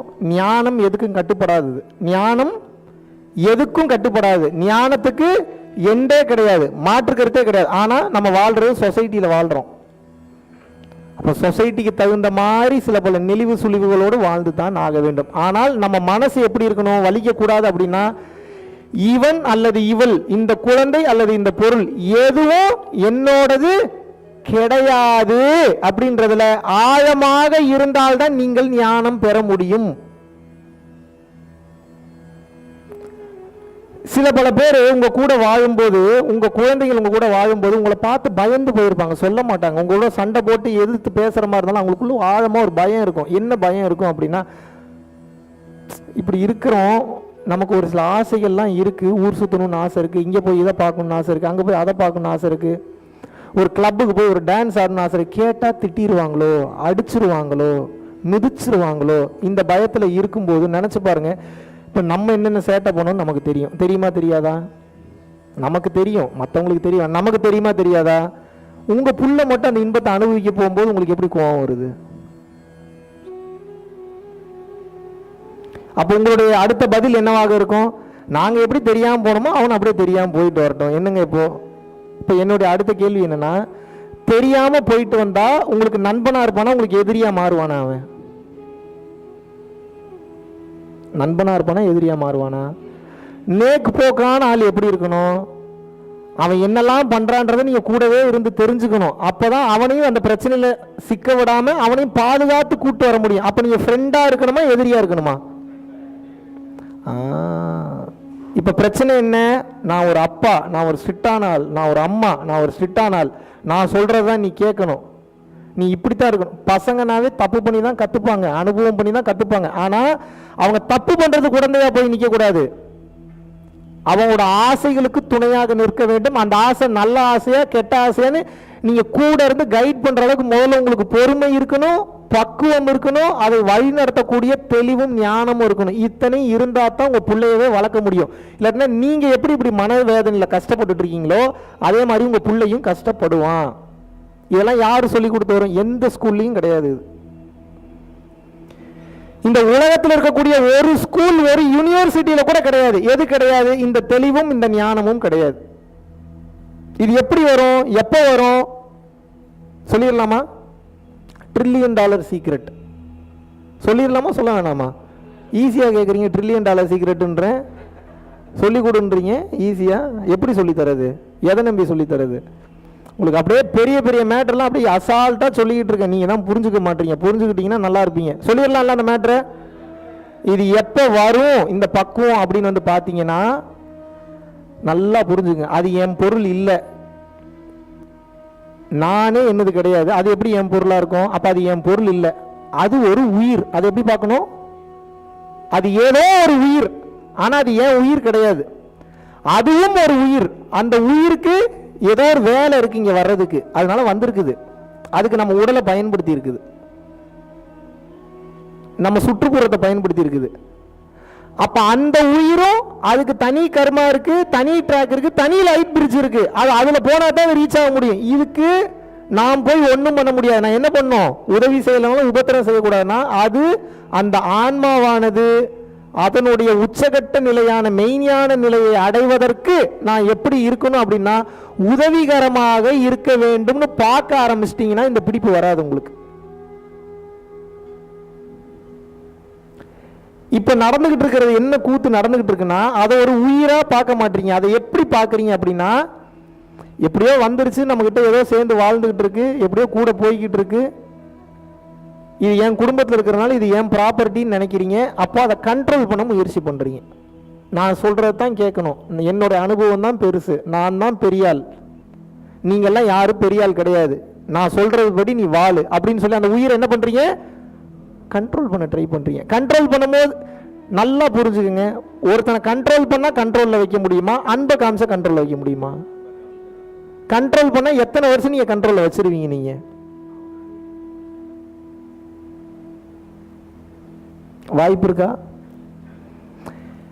அது உங்க உயிரே இல்லைங்க. எப்படிங்க அது உங்க உயிர்ன்றதே இறைவனது. நீங்க எப்படியோ உங்க கர்மாவை கழிக்கிறதுக்கு வந்திருக்கீங்களா? பட்டினத்தார் தெளிவா எழுதுறாரு. அதை அம்மை எத்தனை எத்தனை அம்மையோ, அப்பன் எத்தனை எத்தனை அப்பனோ, பிள்ளை எத்தனை எத்தனை பிள்ளையோ, பெண்டீரான் எத்தனை எத்தனை பெண்டீரோ, இறைவா இன்னும் எத்தனை எனக்கு எத்தனை எத்தனை பிறவியோ முடிச்சு விடுறான். என்னால முடியலடா டேய், இன்னும் எத்தனை டைம்டா பிறந்து சாகுறது, என்னால முடியலடா, எனக்கு கஷ்டமா இருக்கு, இத்தனை வழி வேலை என்னால தாங்க முடியல, அனுபவிக்க முடியல, தயவு செஞ்சு முடிச்சு விட்டு தோலை, என்னால முடியல அப்படின்னு யார் சொல்றா? பட்டினத்தார். என்ன அர்த்தம்? எனக்கு எத்தனை அம்மா போன ஜென்மத்துல, அதுக்கு முந்தின ஜென்மம், அதுக்கு முந்தின ஜென்மம், அதுக்கு முந்தின ஜென்மம், எனக்கு எத்தனை அப்பா, எனக்கு எத்தனை குழந்தை, எனக்கு எத்தனை பொண்டாட்டி, ஐயோ என்னால முடியலடா, இத்தனை சொந்தக்காரங்களா, இத்தனை பேரா, என்னால முடியல, தயவு செஞ்சு இந்த பிறவி பலனை அறுத்து விடு, அடுத்த பிறவி எனக்கு வேண்டாம் வேண்டாம், என்னை முடிச்சு விட்டுரு, எனக்கு தேவையில்லை, எனக்கு அவசியம் இல்லை, முடிச்சிரு. முடியல, என்னால இவங்க மத்தியில வாழ முடியல, முடிச்சு விடு அப்படின்னு யார் சொல்றாரு? யார் சொல்றாரு? பட்டினத்தார். யாரு தெரியுமா? அரசனுக்கே கடன் கொடுத்தவர். அரசனுக்கு எவனாவது கடன் கொடுக்க முடியுமா? நாடு நடத்துறதுக்கு நீ கொஞ்சம் கஷ்டப்படுவீங்க, வா என்கிட்ட கொஞ்சம் சொத்து இருக்கு, இதில் கொஞ்சோண்டு வச்சுக்க, நாட்டை நடத்துன்னு யாரு கொடுத்தா? பட்டினத்தாரு அரசனுக்கு கடன் கொடுத்தவர். அந்த காலத்தில் அவரோட சொத்து மதிப்பு கணக்கு போறாங்க, அப்பவே 7 லட்சம் கோடி. எத்தனை லட்சம் கோடி? 7 லட்சமோ 7 கோடியோ இல்லை, 7 லட்சம் கோடி. அதுல பாதி இதுக்கு வந்து பிரைஸ்லெஸ் மெட்டீரியல், அதுக்கெல்லாம் பிரைஸை ஃபிக்ஸ் பண்ண முடியாதுன்னு வச்சுட்டாங்க. குபேரனுடைய அம்சம்ன்றாங்க. மொத்தத்தையும் தூக்கி ரோட்ல கொட்டுங்கடான்னு துண்டை கட்டிட்டு கிளம்பிட்டார். இதெல்லாம் ஒன்றும் கிடையாது, எனக்கு தெரிஞ்சு போச்சு, பூரா ஏமாத்து வேலை, என்னை ஏமாத்துறாங்கன்னு போயிட்டார். அவர் என்ன சொல்றாரு? எதுவும் என்னது கிடையாது. இப்போ நீங்க ஞானியா இருக்கணுமா, சராசரி மனிதனாக இருக்க போறீங்க? என்னோட கேள்வி இவ்வளவுதான். சராசரி மனிதனா இருந்தீங்கன்னா என் பொண்டாட்டி, என் புள்ள, என் குழந்தை, என் சொத்து, என் வசதி, நான் சம்பாரிச்சது செத்து போயிருவீங்க, மறுபடியும் பிறப்பீங்க, மறுபடியும் வழி வேதனை அனுபவிப்பீங்க. இப்ப அப்படியே கொஞ்சம் ஆங்கிளை மாத்துங்க, இப்ப வாழ்க்கையே மாறிடும். இது என் உயிரே கிடையாது, நான் ஏதோ அந்த உயிருக்கு ஏதோ ஹெல்ப் பண்ணணும், எனக்கு அது மட்டும் தெரிஞ்சு போச்சு. இப்ப நான் என்ன பண்ணணும்? ஏதோ ஒரு சப்போர்ட் பண்ணணும், அந்த உயிருக்கு நான் என்ன பண்ணணும்? ஏதோ ஒரு சப்போர்ட் பண்ணணும், அவ்வளவுதான். இது என் பொருள் இல்லை, இது என் மெட்டீரியல் இல்லை, இது என்னை சார்ந்ததும் இல்லை, இது என் குடும்பமும் அல்ல. ஏதோ இந்த ஜென்மத்தில் என் குடும்பத்தில் வந்து பிறந்திருக்கு, அப்ப போன ஜென்மத்தில் விட்ட குறை தொட்ட குறை எனக்கும் இதுக்கும் ஏதோ இருக்கு, அப்ப நான் சப்போர்ட் பண்ணி இதை அப்லிஃப்ட் பண்ணி விடணும். என்ன பண்ணணும்? அப்லிஃப்ட்னா தெரியுமா? மேல் நோக்கி ஏற்றி விடணும். பாவம் இந்த உயிர் கஷ்டப்படுது அப்படின்னு சொல்லி அதுக்காக அந்த உயிரை கண்டுக்காம விட்டுருங்க, என்ன பண்ணாலும் எப்படியோ கண்டுக்காம விட்டுருங்கன்னு சொல்ல வரல. தவறு செய்யும் போது வழி நடத்துவது கடமைதான். ஆனால் அந்த உயிரை ஆட்சி பண்ணணும், அதிகாரம் பண்ணணும், நான் சொல்றபடி தான் கேட்கணும். உங்க ஆசைகளை கொண்டு போய் உங்களது பிள்ளைங்க கிட்டயோ, பொண்டாட்டி கிட்டயோ, புருஷன் கிட்டயோ, சொந்தக்காரங்க கிட்டயோ, நண்பன் கிட்டயோ, ஆசிரியர் கிட்டயோ, மாணவர்கள் கிட்டயோ திணிக்க கூடாது. அப்ப எப்படிதான் அவங்கள வழி நடத்தணும்? சொல்ல வேண்டியது உங்க கடமை. பிரச்சனையில மாட்டிக்கிறாங்கன்னா பிரச்சனைக்கு தகுந்த மாதிரி அட்ஜஸ்ட் பண்ணி போறது, ஹெல்ப் பண்ண வேண்டியது உங்க கடமை. அதை தாண்டியும் ஒருத்தன் கேட்கல அப்படின்னா அதுக்கு பேர் என்ன? அவன் விதின்னு அர்த்தம். விதியின்படி செயல்படட்டும், விட்டுட்டு நீங்க ஃப்ரீயாயிரணும். நீங்கள் திருத்த முடியவில்லை என்றாலும் விதி திருத்தி விடும். ஏத்துக்கிறீங்களா இல்லையா? நம்மளால திருத்த முடியுமா? முதல்ல யாரையாவது எத்தனையோ டைம் பைக்கை வேகமாக ஓட்டாரான்னு இருப்பீங்க, கேட்கவே மாட்டான். நல்ல புத்திமதி தான், கேட்டே தொலைய மாட்டான். ஒரு டைம் கீழே விழுந்து அடிபட்டு கை காலெல்லாம் சிரைச்சு ரத்தம் வந்து பிளேட் வைக்கிற அளவுக்கு எலும்பு உடஞ்சு அப்புறம் ஹாஸ்பிட்டல் போய் பிளேட் வச்சதுக்கு வந்ததுக்கு அப்புறம் அப்போ ஓட்ட சொல்லுங்க, வேகமாக ஓட்டுன்னு சொல்லுங்க. அனுபவம் வந்துருச்சுங்க, விட்டுருங்க, எனக்கு வேண்டாம். ஏன் திருந்தலையா? விதி திருத்தும், காலம் திருத்தும். காலத்தை போன்ற மிகச்சிறந்த மருந்து இந்த உலகத்துல எதுவும் கிடையாது. நீங்க எல்லாம் எங்க மாட்டிக்கிட்டு இருக்கீங்கன்னா ஒரே மேட்டர்ல தான் மாட்டிக்கிட்டு இருக்கீங்க. உங்களையும் காயப்படுத்திக்கிறீங்க, உங்க கூட இருக்கிறவங்களையும் காயப்படுத்திக்கிறீங்க. எப்படி? நீங்க தான் என்னமோ இந்த மகாவிஷ்ணு கையில சங்கு சக்கரத்தை வச்சு சுத்திக்கிட்டு இருக்கிற மாதிரி இந்த மொத்த உலகம் எனது இந்த ஆள்காட்டி விரலில் தான் சுற்றி கொண்டு இருக்கிறதுன்னு சுத்திட்டு இருக்கீங்க நீங்க இந்த ஊரவே. நான் தான் இந்த பொறுப்பை பண்ணுறேன், நான் தான் அந்த பொறுப்பை பண்ணுறேன், எனக்கு இந்த கடமை இருக்குது, எனக்கு அந்த கடமை இருக்குது. ஒரு கடமையும் இல்லை. என் கேள்வி ஒன்றே ஒன்று தான், நீங்கள் செத்து போயிட்டீங்கன்னா இந்த பூமி சுத்துமா சுத்தாதா? பாவம், மிக உயர்ந்த அற்புதமான ஆற்றல் மிகுந்த மகாவிஷ்ணு இறந்து விட்டார், அதனால் இந்த பூமி இன்று முதல் நான் சுற்றுவதை நிறுத்தி கொள்கிறேன். அப்படி நின்றுமா? நிற்குமா? ரோனி ஆரோக்கியசாமியும் அரவிந்தனும் இன்று முதல் அவர்களுடைய வேலையை நிறுத்திவிட்டதன் காரணமாக நான் இன்றுடன் இந்த பூமியை சுற்றுவதை நான் நிறுத்தி கொள்கிறேன். பூமி சுற்றுறதை நிறுத்துமா? சூரியன் வரதை நிறுத்திடுவாரா? வினாடியில் போய்கிட்டு இருக்கு, இப்படி போயிட்டு இருக்கு. இந்த வினாடியில் உலகம் ஃபுல்லாக போயிடுச்சு, 1,00,000 உயிர் போயிடுச்சு, மறுபடியும் 1,00,000 உயிர் போயிடுச்சு, மறுபடியும் 1,00,000 போகலன்றீங்களா? போயிட்டே இருக்குது. போயிருச்சா? இந்த 3 வினாடியில் உங்கள் உயிர் போல, ஏதோ கொஞ்சம் புண்ணியம் பண்ணியிருக்கீங்க. அடுத்த வினாடியில் போகிறதுக்கு வாய்ப்பு இருக்கா இல்லையா? அதுக்கடுத்த வினாடியில் so game is all about exit from this physical reality to reach the முக்திக்கு போகணும்னா முதல்ல பிரசன்ட்ல ஆனந்தமாக வாழணும். முக்தியும் ஒன்று இருக்கு, அதை ஏதோ நான் போய் அச்சீவ் பண்ண போகிறேன், அதை தேடி போகாதீங்க. முக்தி எப்போ தெரியுமா போய் அடைவீங்க? பிரசன்ட்ல வலி வேதனை இல்லாமல் எவன் வாழ்றானோ அவன் முக்திக்கு போயிடுவான். முக்தின்னு தனியாக ஏதோ ஒன்று இருக்கு, அந்த முக்தியை போய் நான் அடைய போறேன்ட்டு போகக்கூடாது. நீங்க எப்படி போகணும்னா, எவன் தெரியுமா மாபெரும் ஞானி? வெளியே நடக்கக்கூடிய எந்த சம்பவங்களும் ஒரு மனிதனை பாதிக்கவில்லை என்றால், மென்டலி நான் சொல்றேன், வெளியே நடக்கக்கூடிய சம்பவங்கள் எதுவும் ஒரு மனிதனை மென்டலி மனதளவில் பாதிக்கவில்லை என்றால், வார்த்தையை நல்லா கவனிக்கணும், அவன் முக்தி நிலைக்கு கன்ஃபார்ம் ஆயிட்டான்னு அர்த்தம். அப்ப என்ன அர்த்தம்? பிரச்சனையே வராதுன்னு அர்த்தம். அதுக்கு பேரு பிரச்சனை அதிகமாக வரும், ஏன்னா அப்போதான் மொத்த கர்ம வினையும் முடியும். அந்த ஒவ்வொரு பிரச்சனையும் புத்திசாலித்தனத்தோடு, வலிக்காமல், வேதனை இல்லாமல், அதை பிரச்சனையா பார்க்காம அதை ஒரு சேலஞ்சா பார்த்து புத்திசாலியா சால்வ் பண்ணிக்கிட்டே வரான்னு வைங்க, அவனுக்கு எதுவும் வலிக்காது, எதுவும் வலியை கொடுக்காது. ஸோ ஞானிக்கு பிரச்சனையே வராதா? ஞானிக்கு தான் அதிகமான பிரச்சனை வரும். ஆனால் சராசரி மனிதன் சின்ன சின்ன விஷயத்துக்கே வலிக்கும், வேதனைப்படுவான், அழுவான். ஒரு ஞானி என்பவனுக்கு அந்த வலியும் வேதனையும் இருக்கவே இருக்காது, ஆனால் பிரச்சனை இருக்கும். அது பிரச்சனையை அவன் பார்க்க மாட்டான். இறைவன் ஏதோ ஒரு டாஸ்க் கொடுத்துருக்கிறாரு, அதை முடிக்கணும். நம்மளோட கர்ம வினையில் இப்போ ஏன் பிரச்சனை உங்களுக்கு வராதுங்க, உங்கள் பிரச்சனை எனக்கு வராது, அப்படி தானே? இப்போ எனக்கு ஒரு பிரச்சனை வருதுன்னா அது ஏன் வருது? நான் ஏதோ ஒரு கர்ம வினை செஞ்சிருக்கேன், அது வினையாக எனக்கு வருகின்றது. இதை நான் சால்வ் பண்ணாதான் முக்தியை நோக்கி போக முடியும். அப்போ நான் அதை எப்படி சால்வ் பண்ணணும்? பயந்து ஓடுனா சால்வ் பண்ண முடியுமா? ஃபேஸ் பண்ணா சால்வ் பண்ண முடியுமா? ஃபேஸ் பண்றதுக்கு எங்க தைரியம் இருக்கு? ஃபேஸ் பண்றதுக்கு தைரியம் இருக்கா? எப்போ தைரியம் வரும்? எப்போ பார்த்தாலும் வீட்டில் உட்காந்து தோசை சுடுறதே நினைச்சிட்டு இருக்கீங்க, பொண்டாட்டி பிள்ளைங்களே நினைச்சிட்டு இருக்கீங்க, வீடு வாசல் வசதியே நினைச்சிட்டு இருக்கீங்கன்னா எங்கிருந்து தைரியம் வரும்? கம்ஃபர்ட் ஜோன்லயே சுகமாகவே வாழணும்னு நினைக்கிறீங்களே, வீட்டுக்குள்ள இருக்கணும், கார்ல பத்திரமா போகணும், பத்திரமா வீட்டுக்கு வந்து படுத்து தூங்கிடணும், அப்புறம் செத்து போயிடணும் ஒரு நாள். எப்படி கம்ஃபர்ட் ஜோன்லயே இருக்கணும்னு நினைக்கிறீங்களே? வலிக்குது இல்லை? வெளியில வந்து நின்று பார்த்தா வலிக்குது இல்லை? கொஞ்சம் வெளியில வந்து நின்று பார்க்க மாட்டீங்க. சொசைட்டி ஸ்டாண்டர்ட்ல இருந்து பார்த்தீங்கன்னா உங்களால் உண்மையை கற்றுக்கவே முடியாது. எதுவும் என்னது இல்லைன்னா முதல்ல கண்ணில் இருந்து கண்ணீராக வரும். ஏன் அப்படின்னா இவ்வளோனா எல்லாமே என்னதுன்னு நினச்சிட்டு இருக்கீங்க, இழுத்து பிடிச்சிட்டு இருக்கீங்க. அப்போ வலிக்குதுன்னும் போது என்ன ஆகுது? முதல்ல நீங்களே வாண்டடா ஒரு பெயினை கோத்ரூ பண்ணிட்டீங்கன்னா அந்த பெயின் வரும்போது அது பெயினாகவே தெரியாது. வெளியில இருக்கிறவன் மிரண்டு போயிடுறேன்னு இவ்வளோ பெரிய பிரச்சனை வருது, இவ்வளோ அசால்ட்டாக அவன் பார்த்துக்கிட்டு இருக்கானேன்னு. ஆனா அந்த பெயின் வந்து எப்போ உங்களுக்கு பெயினா தெரியலையோ, அதை ஈஸியா ஹேண்டில் பண்றீங்களோ, மாஸ்டரா மாறிடுவீங்க, என்லைட்டன் மாஸ்டரா மாறிடுவீங்க. நீங்க நாளை பின்ன அந்த பிரச்சனைக்கு சொல்யூஷன் கொடுக்கக்கூடிய அந்த பக்குவம் வந்துடும், அந்த வலிமை வந்துடும், அந்த ஆற்றல் வந்துடும். எல்லாத்துக்கும் உபதேசம் பண்ணக்கூடிய மாபெரும் ஆற்றலாக மாறிவிடுவீர்கள். யாரு குரு?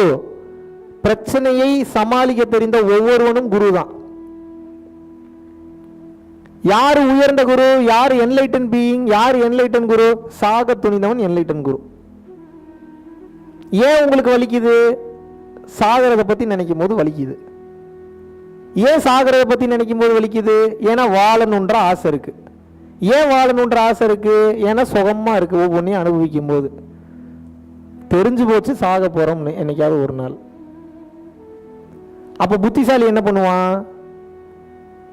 சாவதற்கு தயார் நிலைக்கு வந்து விடுவான், உண்மையை ஏற்றுக்கொண்டு விடுவான். யாருக்கு வலிக்குது? நடக்கவே நடக்காததை நடக்க போகுதுன்னு நினைச்சு நம்பி ஏமாந்து வலி வேதனையில சாக போறவனுக்கு வலிக்குது. புரியுதா? ரொம்ப குழப்பறேனா? உங்களுக்கு புரியுற மாதிரி சொல்றேன். நீங்க சாக போறீங்கன்னு தெரிஞ்சு போச்சுங்க, ஃபெயிலியர் கேம். ஆனா நான் இன்னும் திருமூலர் மாதிரி திருமூலரை பத்திலாம் பேசலாமா? நீங்க திருமூலர் பண்ண விஷயங்கள் என்ன, அவர் பண்ண சாதனைகள் என்ன, அவருடைய எண்ணம் என்ன, அவருடைய ஆற்றல் என்ன, அவருடைய சக்தி என்ன, ஆசை எல்லாத்துக்குமே இருக்கு. ஆனா அதை கடந்து போவதற்கு அந்த தைரியம் யாருக்கு இருக்கு? பிரச்சனையை கண்டாவே பயந்து ஓடுறீங்களே, அதை ஃபேஸ் பண்ணணுன்ற எண்ணமே இருக்க மாட்டீங்க. எப்படி எல்லாரும் என்ன நினைச்சீங்க, ஆன்மீகமே சாமியார் பட்டையும் கொட்டையும் மாட்டிக்கிறேன்னு நினைக்கிறேன். அப்படிலாம் இல்லை. ஆன்மீகம் என்பது என்னன்னா, வரக்கூடிய பிரசன்ட் பிரச்சனையை தைரியமா எதிர்கொண்டு அதை சால்வ் பண்ற பக்குவத்தை வளர்த்துக்கிறீங்களா, அதுக்கு பேர் தான் ஞானம், அதுக்கு பேர் தான் தைரியம், அதுக்கு பேர் தான் ஆற்றல், அதுக்கு பேர் தான் விஸ்டம், அதுக்கு பேர் தான் முக்திக்கு உண்டான ஞான பாதையும் கூட. ஸோ முக்தி எப்போ கிடைக்கும்? பிரசன்ட்ல சந்தோஷமா வாழ்ந்தீங்கன்னா கிடைக்கும். பிரசன்ட்ல எப்போ சந்தோஷமா வாழ முடியும்? சந்தோஷம்ன்ற ஒரு வார்த்தை இல்லை ஆக்சுவலி. ஆனா எப்போ அது கிடைக்கும் அப்படின்னா, வர்ற விஷயத்தை எல்லாத்தையும் நான் ஃபேஸ் பண்ண போறேன். இந்த ஜென்மத்தை நான் பிறந்தது எதுக்கு பிறந்திருக்கேன்? எனக்கு பிரச்சனை வந்துகிட்டே தான் இருக்கும். ஏன்னா நான் ஏதோ செஞ்சிருக்கேன். அது வரும்போது அதை கண்டு நான் பயந்துடக்கூடாது. அதை ஃபேஸ் பண்றதுக்கு நான் தயார் நிலைக்கு வந்துடணும் அப்படின்ற அந்த தைரியம் யாருக்கு வந்து விடுகிறதோ நீங்க ஞானி. டிசைனா ஒரு நீங்க நினைச்சு பார்க்க முடியாத லெவல்லாம் பிரச்சனை. நீங்க ஆசாசியாவும் நினைச்சிட்டு இருப்பீங்க, சம்பந்தமே இல்லாம ஒன்று நடக்கும். இப்ப பயந்துடக்கூடாது. இப்ப நீ என்ன நினைக்க, ஓ எனக்கு நீ அந்த மாதிரி நினைச்சா நீ எனக்கு இந்த மாதிரி பிரச்சனை கொடுக்குறியா, இப்ப வரேன் பாரு, இப்ப எப்படி வரேன் பாரு, இப்ப எப்படி சால்வ் பண்றேன் பாருன்னு வேற ரூட்ல வந்து அதை சால்வ் பண்ணணும். ஒரு விடுகதை போட்டா அதுல பதில் கண்டுபிடிக்கிறதுல எவ்வளவு ஆனந்தமா இருக்கு. ஒரு மேக்ஸ் சம் போட்டா அதை சால்வ் பண்ணி ஆன்சர் கொண்டு வரல எவ்வளவு இன்ட்ரெஸ்டிங் செக்மெண்ட் இருக்கு. அந்த மாதிரி உங்க பிரச்சனை, உங்க வாழ்க்கையில வரக்கூடிய பிரச்சனையை கமான் கமான் கமான் கமான்னு உட்காரணும். நீங்க வா நான் பாக்குறேன், எதா இருந்தாலும் பாக்குறேன்னு சொல்லி உட்கார்றவன் ஞானி. இந்த ஞானம் எப்ப வரும்? எதுவும் என்னது இல்லைன்னா வரும். எப்ப இந்த ஞானம் வராது? ஐயோ இது என்னதாச்சு, இந்த பிரச்சனை வந்தா இது போயிருமேன்னு பாத்தீங்கன்னா பக்குவத்தை இழந்துருவீங்க, ஸ்டெபிலிட்டி இழந்துருவீங்க. பக்குவத்தை ஸ்டெபிலிட்டி எப்ப இழக்கிறீங்களோ சொல்யூஷன் ஃபைன் பண்ணக்கூடிய அந்த கெப்பாசிட்டி உங்களுக்கு வராது. எப்ப வராது? அது என்னதுன்னு பாத்தீங்கன்னா வராது. ஏன்? என்னதுன்னு பார்க்கும்போது அதை விட மாட்டீங்க, பிடிச்சி வச்சுக்கணும்னு நினைப்பீங்க. பிடிச்சி வச்சுக்கணும்னு நினைக்கும் போது எப்படி நீங்க நியாய தர்மத்துக்குள்ள வருவீங்க? வர முடியுமா? வர முடியுமா?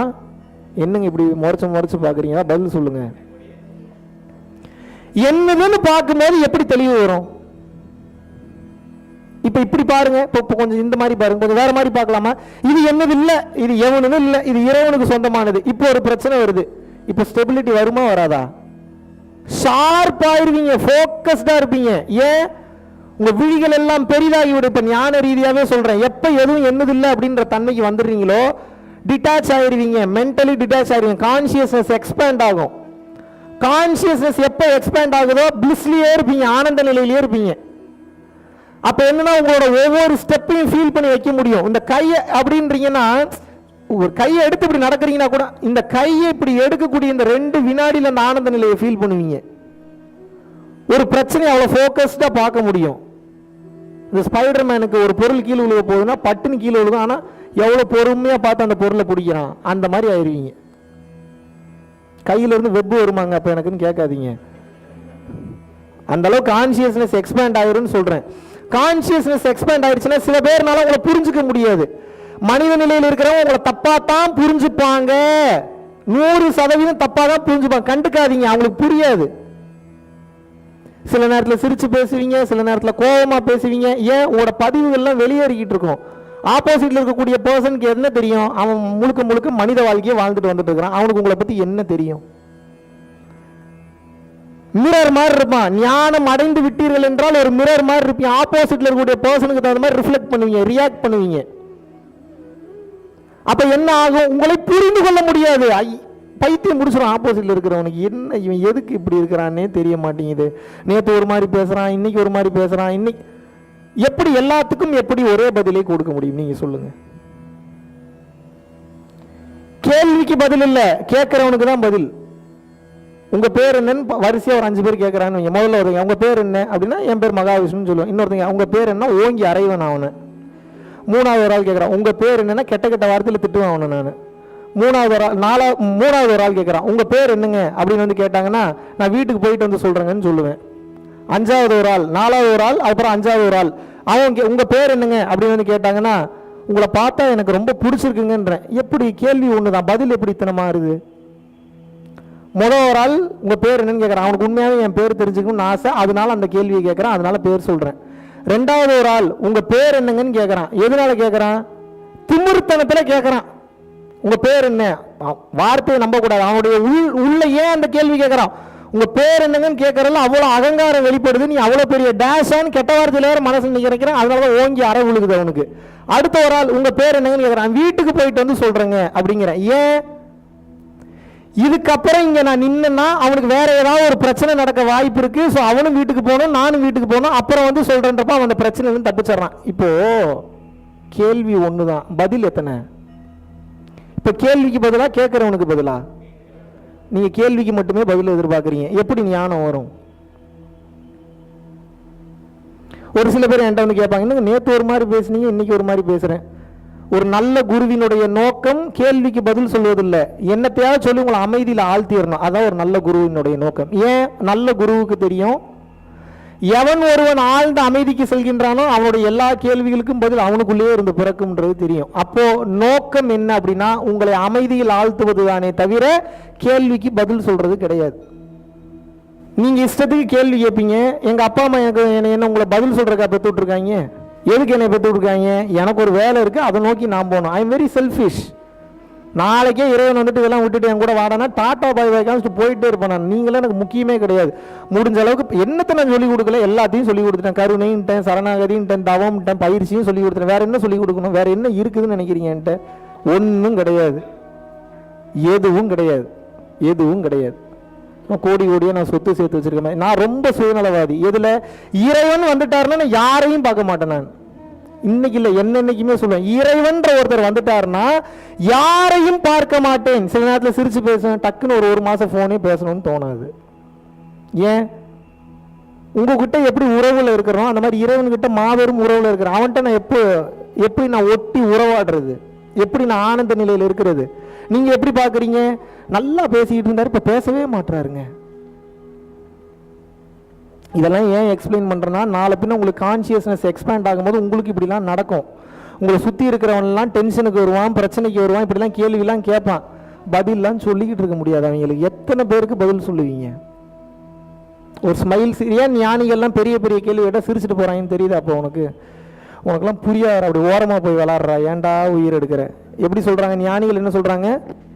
அப்படி ஓரமாக போய் விளையாடுறா, உனக்கு புரியாது, இதெல்லாம் உன்னால் புரிஞ்சுக்க முடியாது, நாங்கள் எப்போ என்ன மனநிலையில் இருக்கிறோன்னு தெரியாது. நீத்தார் பெருமையில் திருவள்ளுவர் தெளிவாக சொல்றாரு, இதை துறந்தார் பெருமை துணைகூரின் வையகத்து இறந்தாரை எண்ணிக்கொண்டற்று.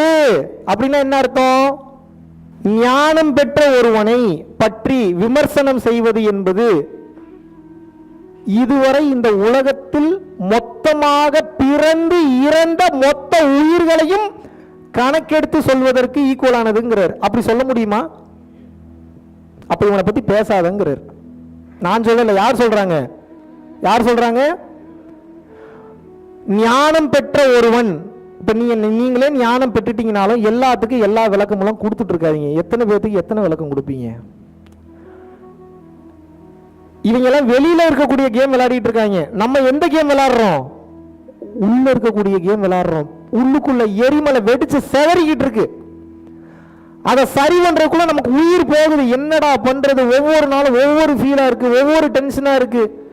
நீங்க நினைச்சு பார்க்க முடியாத பெயின் எல்லாம் கோத்ரூ பண்ணுவீங்க உள்ள. அதை சரி பண்ணி நேர்படுத்தி சீர்படுத்தி அதை கொண்டு வரதுக்குள்ள உயிர் போயிடும். நீங்க இதுக்கே உங்களுக்கு எனர்ஜி போகும். இதுல நீங்க வெளியில இருக்கிறவனுக்கு விளக்கம் கொடுக்க ஆரம்பிச்சீங்கன்னா என்ன ஆகும்? விளையாட்டு காரியம் கிடையாது. நீங்க வெளியில எவ்வளவு பெரிய உலகத்தை பாக்குறீங்களோ உள்ளுக்குள்ள அதோட பெரிய உலகம் ஒண்ணு இருக்கு. நினைச்சு பார்க்க முடியாத பேர் உலகம் எங்க இருக்கு? உங்களுக்குள்ள இருக்கு. அந்த நினைத்து பார்க்க முடியாத பெரிய உலகத்தை டேப் பண்ணி உள்ள போக போக பைத்தியம் மாறிலாம் இல்ல, பைத்தியமே ஆயிருவீங்க நீங்க. ஏன்? ரெஸ்ட்லெஸ்ஸா இருப்பீங்க, டக்குன்னு பீக்ல இருக்கும் எனர்ஜி, கண்ணெல்லாம் பெருசாகி பியூப்பிள்லாம் பெருசாயிரும், பியூர் கனெக்டடாக இருப்பீங்க. கான்சியஸ்னஸ் ஃபுல்லாக எக்ஸ்பேண்ட் ஆகும்போது டக்குன்னு அழுதுகிட்டு இருப்பீங்க உருண்டு பிறண்டு. காதுல இருந்து புகை வரும், சில நேரத்தில் தலை கிருகிருன்னு சுத்தம், டக்குன்னு பார்த்தா சிரிச்சுக்கிட்டே இருப்பீங்க, டக்குன்னு பிளிஸ்ஃபுல் மோடுக்கு போவீங்க. ஏன்? எனர்ஜி பீக்கில் இருக்கும், ரைஸ் ஆகிட்டே இருக்கும், மேலே ஏறும் கீழே இறங்கும், சைடில் போகும் ரைட்டில் போகும், மேலே சுத்தம் கீழே சுத்தம். எப்படி இருக்கும் தெரியுமா? சில பல தெளிவு பெற்றவர்களை பார்க்கும்போது எப்படி தெரியும் உங்களுக்கு ஆரம்பத்தில் அப்படின்னா, மென்டல் மாதிரி தெரியும், பைத்தியம்னு தெரியும் உங்களுக்கு. அவங்க கான்சியஸ்னஸை உங்களால் புரிஞ்சுக்க முடியாது, அதுக்கெல்லாம் பக்குவம் பத்தாது உங்களுக்கு. நல்லது செய்தாலும் தீமை செய்தாலும் யார் தண்டிக்க போறா? இறைவன் தண்டிக்க போறான். நீங்க எப்படி ஜட்ஜ்மெண்ட்டுக்குள்ள போவீங்க? நீங்க எப்படி கண்டுபிடிக்க முடியும் ஒருத்தனை? இதனாலதான் சொல்றேன், அடுத்தவனை ஜட்ஜ் பண்ணாதீங்க. நீங்க அவன் என்ன மனநிலையில் இருக்கிறானே தெரியாது. உங்க பொண்டாட்டி பிள்ளைங்களையும் ஜட்ஜ் பண்ணாதீங்க, யாரையும் ஜட்ஜ் பண்ணாதீங்க. ஏன் அப்படின்னா அவங்க ஒரு ப்ராக்ரஸ்ல இருக்காங்க, அவங்க லேர்னிங் ப்ராக்ரஸ்ல இருக்காங்க. லேர்னிங் ப்ராக்ரஸ்ல இருக்கிறவங்க ஜட்ஜ் பண்ணீங்கன்னா யாருக்கு பிரச்சனை? உங்களுக்கு பிரச்சனையா அவங்களுக்கு பிரச்சனையா? ஒரு தப்பான சிந்தனை உள்ள போயிருச்சுன்னா அதை எடுக்க தெரியுமா உங்களுக்கு? இன்னைக்கு தவறுன்னு தெரியறது நாளைக்கு சரின்னு தெரிய வரும். அப்ப உங்களோட பொண்டாட்டியோ உங்க புருஷனோ நீங்க தண்டிச்சிட்டீங்க அப்படின்னா எங்க கொண்டு போய் முகத்தை வச்சுப்பீங்க நாளை பின்ன? புரியுமா உங்களுக்கு ஏதாவது? உலகம் மொத்தமும் சேர்ந்து உங்களுக்கு பிரஷர் கொடுக்கும், இது சரியில்லை அதுதான் சரி. ஏங்க, ஒரே ஒருத்தன் உண்மையை பேசுறான், 1,00,000 பேர் சேர்ந்து ஒரு பொய்யை பேசுறான். 1,00,000 பேர் சேர்ந்து பேசுற பொய் உண்மையா, ஒரே ஒருத்தன் பேசுற உண்மையா? ஆனா இந்த உலகத்துல நீங்க எப்படி பாப்பீங்கன்னா, எத்தனை பேர் சேர்ந்து மொத்தமா ஒரே மேட்டரை பேசுறான்ற பார்த்துட்டு அதுதான் உண்மைன்னு நினைச்சுக்கிறீங்க. இப்ப தனியா உண்மையை பேசுறவனோட வாழ்க்கை முடிஞ்சு போச்சு, கஷ்டமா இருக்கு. அவன் ஒரு ஆளா போராடிட்டு இருக்கான், தனியா கத்திக்கிட்டு இருக்கான், டே அப்படி இல்ல, டே அப்படி இல்ல, டே அப்படி இல்ல, இப்படி வா, இப்படி ஒரு வாழ்க்கை இருக்கு, இதை பாரு இதை பாருன்னா பார்க்க முடியலையே, கேட்க முடியலையே, பேச முடியலையே. காலம் போனதுக்கு அப்புறம் வந்த ஞானத்துக்கு என்ன பயன் இருக்கு, என்ன பலன் இருக்கு? இதனாலதான் நான் சொல்றேன், உங்க பொண்டாட்டி பிள்ளைங்க குழந்தைங்கள முதல்ல ஜட்ஜ் பண்ணாதீங்க, ஜட்ஜ் பண்ணாதீங்க. ஒரு வளர்ச்சி என்பது அனுபவத்திலிருந்து தான் பிறக்கிறது. அனுபவம் எதிலிருந்து வருகிறது? நல்லது கெட்டதிலிருந்து வருது. நல்லது மட்டும் வருது, ஓகே ஏத்துக்கிறீங்க. கெட்டது வந்தா ஏன் ஏத்துக்க மாட்டீங்க? கெட்டது வராம எப்படி ஒரு விஷயம் கெட்டதுன்னு உங்களுக்கு தெரியும்? எப்படி தெரியும்? எப்படி புரியும்? 24 மணி நேரம் எனக்கு நல்லது மட்டும் தான் நடக்கணும். எவ்வளவு பெரிய சுயநலவாதி நீங்க! பிறந்தவன் மொத்தமும் இந்த உலகத்துல இருந்து சாகல அப்படின்னா பூமி தாங்குமா?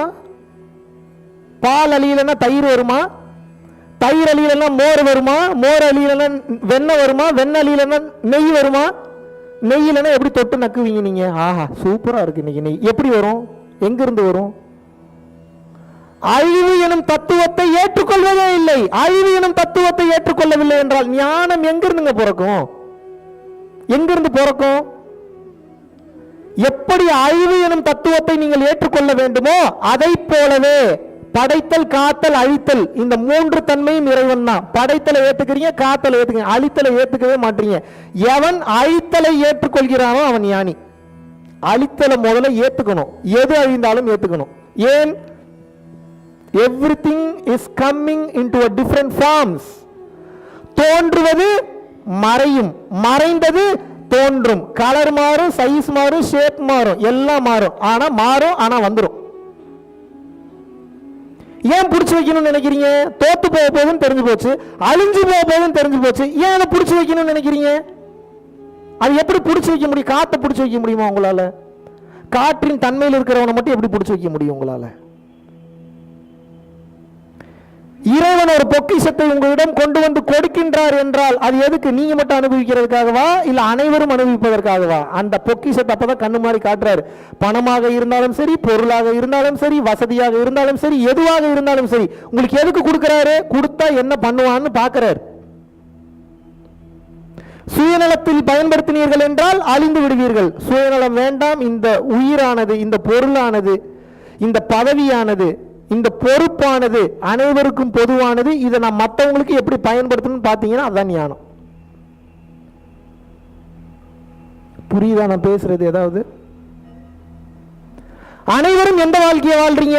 எப்படிப்பட்ட வாழ்க்கையை வாழ்றீங்க? எனக்கு, என்னால, என் மூலியமா, எனக்காக மட்டும்தான், என் குடும்பம், என் பொண்டாட்டி, என் குழந்தை, என் சுகம், என் சந்தோஷம், எவன் எப்படி போனா என்ன, அப்படி காற்றோ நீரோ இல்ல நெருப்போ ஆகாயமோ நினைத்திருந்தால் நீங்கள் வாழ முடியுமா? உங்களுடைய வாழ்க்கை இன்னொருத்தன் போட்ட பிச்சை. உங்களை மாதிரி அவரே எவனோ ஒரு சமூக சேவகன், ஒரே ஒரு நல்லவன் ஒரு ஊர்ல இருந்தா போதும், அவனுக்கு அந்த ஊர்ல மழை பெய்யுன்றான். எப்படி? அவன் ஒருத்தன் தான் எல்லாரும் நல்லா இருக்குன்றான். மீதி பேர்ல என்ன நினைக்கிறீங்க? எனக்கு நேரத்துக்கு சாப்பாடு வந்தா போதும், டைமுக்கு எல்லாம் கிடைச்சா போதும், வீடு கிடைச்சா போதும், கார் கிடைச்சா போதும், நான் எப்படி வேணாலும் வாழ்ந்து எப்படி வேணாலும் செத்து போறேன்னு நினைக்கிறீங்க. எப்படி அப்படி இருக்க முடியும்? உலகம் எப்படி வேணாலும் போட்டும், எப்படி வேணாலும் வாழட்டும், எப்படி வேணாலும் அழியட்டும், நான் பாட்டுக்கு சுயநலமா இருந்துட்டு போறேன்னு நீங்க நினைக்கிற மாதிரியே நானும் நினைச்சா என்ன ஆகும்? என்னைய மாதிரியே என்னை சார்ந்தவர்களும் நினைச்சா என்ன ஆகும்? ஜெகன் அப்படி நினைக்கிறாரு, அரவிந்தன் அப்படி நினைக்கிறாரு, சதீஷ் அப்படி நினைக்கிறாரு, பரஞ்சோதி அப்படி நினைக்கிறாரு, லேக்கா அப்படி நினைக்கிறாங்க, சுத்தி இருக்கக்கூடிய வாலண்டியர்ஸ் எல்லாம் அப்படி நினைக்கிறாங்க. எல்லாரும் அப்படி நினைக்கிறாங்க. எல்லாருக்கும் சுயநலமா வாழ்ந்தா போதுங்கன்னு நினைக்கிறாங்க. எப்படி இருக்கும் இந்த வாழ்க்கை? இப்ப இந்த கிளாஸ் இங்க நடக்குது இல்ல, இதுல 10 பைசா பிரயோஜனம் இருக்கா எங்களுக்கு? நீங்க சொல்லுங்க. கரண்ட் பில் யார் கட்டுறது? என் ஃப்ளைட் டிக்கெட் காஸ்ட் என்னாச்சு? என் விசாக்கு சார்ஜ் என்னாச்சு? பணம் கொடுங்கன்னு கேட்கல, புரிஞ்சுக்கணும் முதல்ல. விசா டிக்கெட் காஸ்ட் என்னாச்சு? இவ்வளவு நேரம் நான் பேசுறேன், என்னோட உடல் உழைப்பு என்னாச்சு? என்னோட உயிர் சக்தி என்னாச்சு? தவம் பண்ணி எனர்ஜியை சேர்த்து வச்சிருக்கேன். பேசினா எனர்ஜி கம்மியாகுமா ஜாஸ்தி ஆகுமா? கம்மியாகுமா ஜாஸ்தி ஆகுமாங்க? என் உயிர் சக்திக்கு யார் பொறுப்பு எடுத்துக்கிறது? எங்க அப்பா அம்மாக்கு யார் பதில் சொல்றது? நீங்க கேட்கலாம், நீ எப்படி நீங்கெல்லாம் இப்படி எப்படிங்க பேசுங்க? ஏங்க நீங்க நினைக்கிற மாதிரி நான் நினைச்சா, இப்போ உங்களை மாதிரியே நானும் நினைக்கிறேன். நீங்க எப்படி என்னைய மட்டும் கருணையா இருந்து எதிர்பார்க்குறீங்க? இப்போ எனக்கு ஆசை இருக்காதா? நான் இருக்கிற மாதிரி நீங்களும் இருக்கணும், எனக்கு ஆசை இருக்குமா இருக்காதா? மலையை குடைக்கிறாங்க, மண்ணை குடையிறாங்க, தண்ணியை நிறுத்துறாங்க, ஒரு உதவி யாருக்கு பண்றதில்ல, சக மனிதனுக்கு சப்போர்ட் பண்றதில்ல, ஹெல்ப் பண்றதில்ல, உதவி பண்றதில்ல, எதுவும் பண்றதில்ல.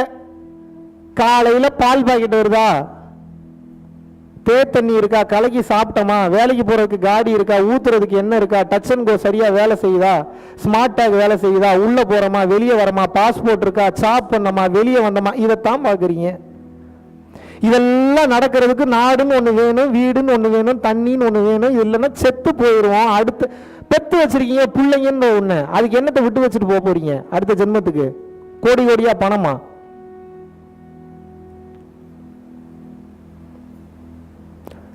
இருக்க இடம் இல்லை, இருக்க தண்ணி இல்லை, சாப்பிட சாப்பாடு இல்லை, எதுவும் இல்லைன்னா அந்த பிள்ளைங்க எப்படிங்க நல்லா இருக்கும்? எப்படிங்க நல்லா இருக்கும்? உங்க சுக துக்கங்களை அனுபவிங்க, நான் வேணான்னு சொல்லலை. நான் உங்களுக்கு ஏதாவது அனுபவிக்க வேணான்னு சொல்றேன்னா, சந்தோஷமா வாழ்றதுக்கு இந்த வாழ்க்கை, ஜாலியா இருங்க. என்னுடைய கேள்வி என்னன்னா, கொஞ்சமாவது சொசைட்டி ரீதியா கொஞ்சம் யோசிங்க. இந்த சொசைட்டிக்கு என்ன பண்ண முடியும்னு பாருங்க.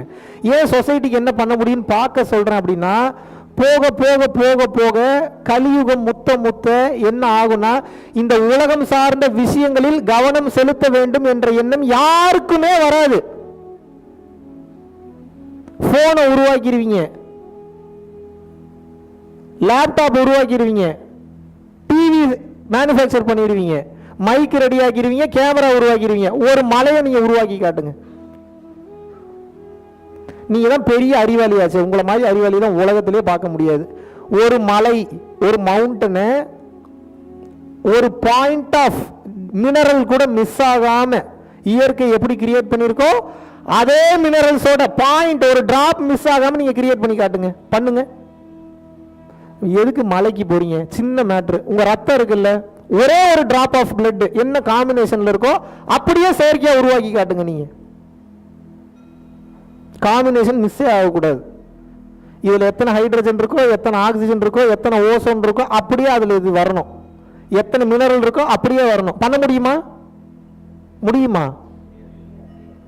அப்புறம் எல்லாத்தையும் இன்டர்நெட்லயே தேடிட்டு இருக்கீங்க. ஒரு கட்டத்துக்கு மேல என்ன அரிசி, கோதுமை, உளுந்தம்பருப்பு, துவரம்பருப்பு எல்லாம் இன்டர்நெட்ல இருந்து டவுன்லோட் பண்ணுவீங்களா? 1G 2G 3G 4G கஞ்சி எங்க குடிக்கிறது? இன்டர்நெட்ல குடிப்பீங்களா? எங்க இருந்து குடிப்பீங்க? எங்க இருந்து டவுன்லோட் பண்ணுவீங்க? 5G 6G 7G போகும், அது போயிட்டு போகுது. சாப்பாடு, தண்ணி. இதுக்கு பெரிய ராக்கெட் சயின்ஸ் படிக்கணுமா? நம்மாழ்வாரையா தெளிவா பேசுறார். கார் போவது ஒரு நாள் நின்றுவிடும், விமானம் பறப்பது ஒரு நாள் நின்றுவிடும், மனிதர்கள் அவர்களது வேலையை ஒரு நாள் நிறுத்தி விடுவார்கள், மொத்த உலகமும் ஸ்தம்பித்து ஒரு நாள் நிற்கும். அப்போது உனது உணவை உனக்காகவே விளைவித்து சமைக்க தெரிந்திருந்தால் நீ யாரினுடைய எதிர்பார்ப்பையும் உதவியும் எதிர்பார்க்க தேவையில்லைங்கிறார். நடந்ததா இல்லையா? என்ன நடந்தது? வெரி குட், கரெக்டா சொல்ற. COVID-19 வந்ததா இல்லையா? மொத்தமும் நின்னுச்சு. ஒருத்தர் நினைச்சு பார்த்திருப்பீங்களா? மொத்த பேரும் உள்ள போய் தான் நம்ம இருக்க போறோம், வீட்டை விட்டு வெளியே வர மாட்டோம். யாராவது நினைச்சு பார்த்தீங்களா? போனோமா இல்லையா உள்ள? எத்தனை பேர் மிச்சரு, பழைய சோறு, அரிசியை சாப்பிட்டெல்லாம் உயிர் வாழ்ந்தாங்க தெரியுமா? வெளியில வர முடியாம பயந்தீங்களா இல்லையா அந்த வைரஸுக்கு? எஸ்ஆர்னோ? அப்புறம் நம்ம உணவை நமக்கு எப்படி கிரியேட் பண்றதுன்னு தெரியல. நீங்க எவ்வளவு பெரிய சயின்டிஸ்டா இருந்து என்ன பிரயோஜனம்? ஒரு கத்திரிக்காய் எப்படி விளைவிச்சு கொண்டு வரதுன்னு தெரியுமா உங்களுக்கு? கொத்தமல்லி எப்படி வருதுன்னு தெரியுமா? வெண்டைக்காய் எப்படி கிரியேட் பண்றதுன்னு தெரியுமா? இதே தெரியல, நம்ம எவ்வளவு பெரிய சாஃப்ட்வேர் இன்ஜினியரா இருந்து என்ன பிரயோஜனம்? அத்தியாவசியமான ஒரு பொருள். இப்ப இந்த அரசாங்கமும் இந்த எஜுகேஷன் சிஸ்டமும் எதை நமக்கு சொல்லிக் கொடுக்க வேண்டும்? எதை நமக்கு சொல்லிக் கொடுக்க வேண்டும்?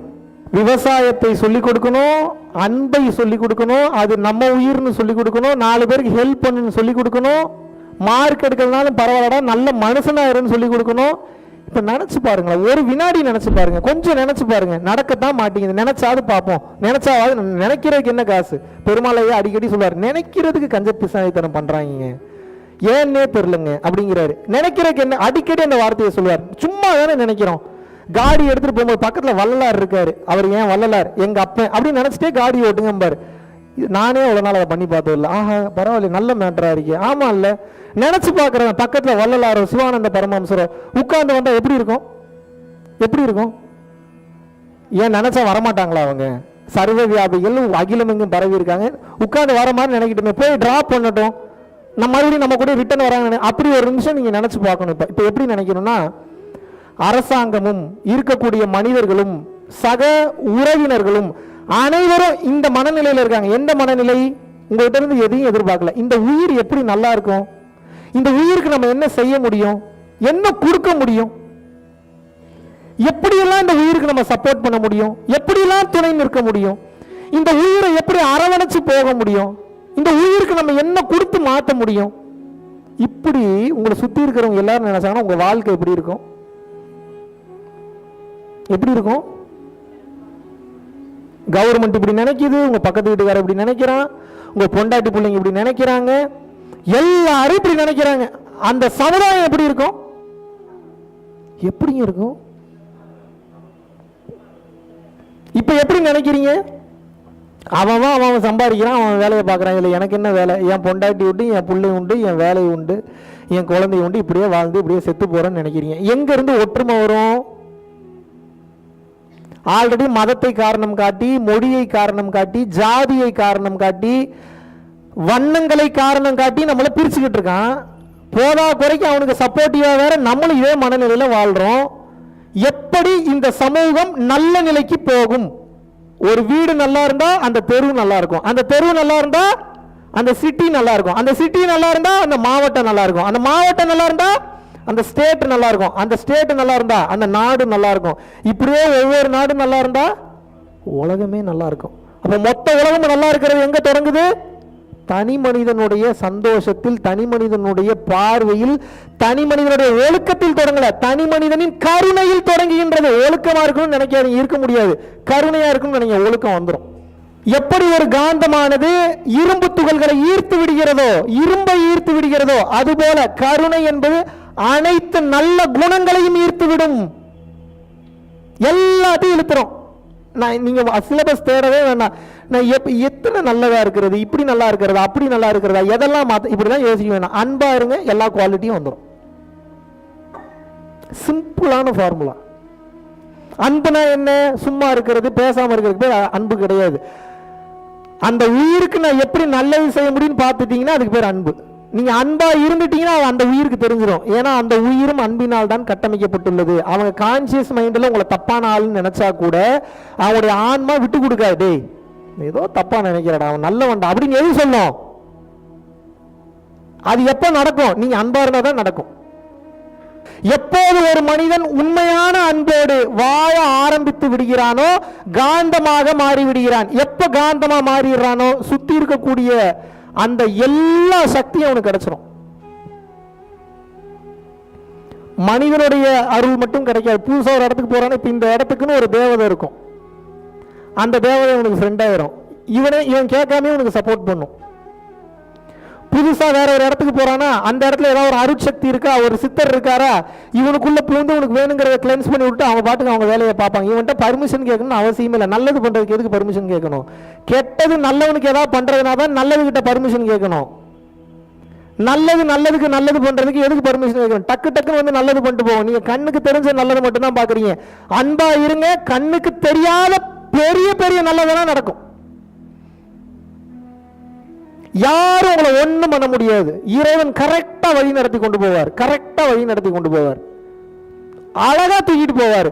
தர்மம் செய்பவனுக்கு, அதிக அளவில் தர்மம் செய்பவனுக்கு இறைவனே வந்து பிச்சைக்காக கையேந்தும் போடுறான். எப்பேற்பட்ட வார்த்தைங்க! அதிக அளவு தர்மம் செய்பவனுக்கு இறையே வந்து பிச்சைக்காக கையேந்துமா, எனக்கு கொஞ்சம் குர்றா, ஏன் ஊருக்கே கொடுக்குற, இந்த மாதிரி ஒரு தன்மையில் இருக்கிற எனக்கு ஏதாவது கூட, நான் ஒரு திருப்தி நிலைக்கு வரேன் அப்படின்னு யார் வந்து கையேந்துவான்? இறையே வந்து கையேந்துங்கிறார் அகத்தியர். எவ்வளவு பெரிய வார்த்தை! எப்பயுமே 1 2 3 4 கணக்கே போட்டு ஏபிசிடி கணக்கே பேசிக்கிட்டு நல்லது கெட்டதே பேசிக்கிட்டு இப்படியே பேசிக்கிட்டு இருந்தீங்கன்னா எப்போ இந்த தியரிக்குள்ளெல்லாம் வர போறீங்க? நீங்க பிராக்டிக்கல் தியரி, அன்புன்ற தியரிக்குள்ள எப்போ வர போறீங்க? கம்ப்ளீட்டா வேற டைமென்ஷன் இது.